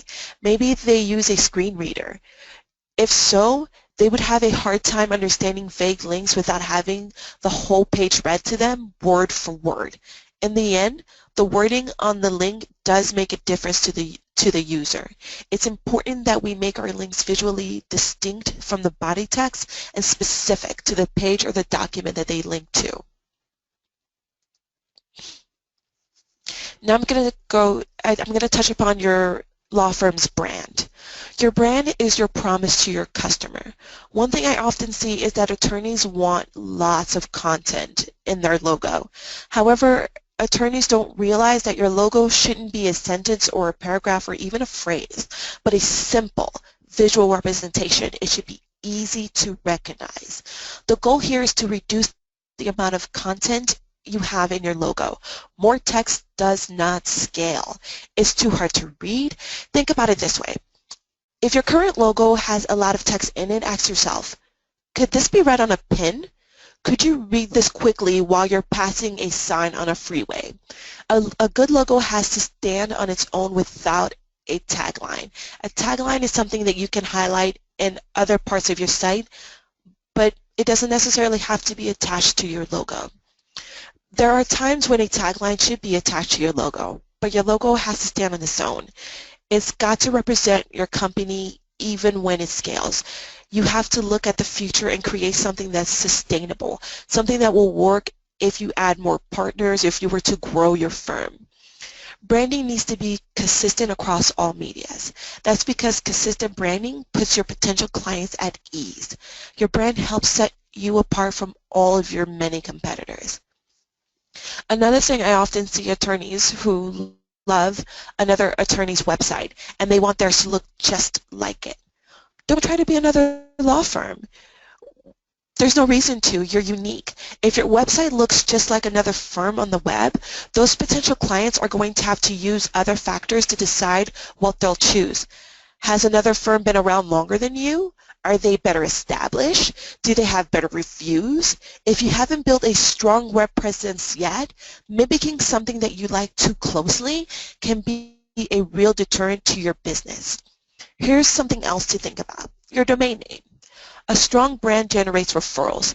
Think about the brands separate to yourself. People love brands. People eat brands. They wear brands. People are consistently telling other people about the brands that they love.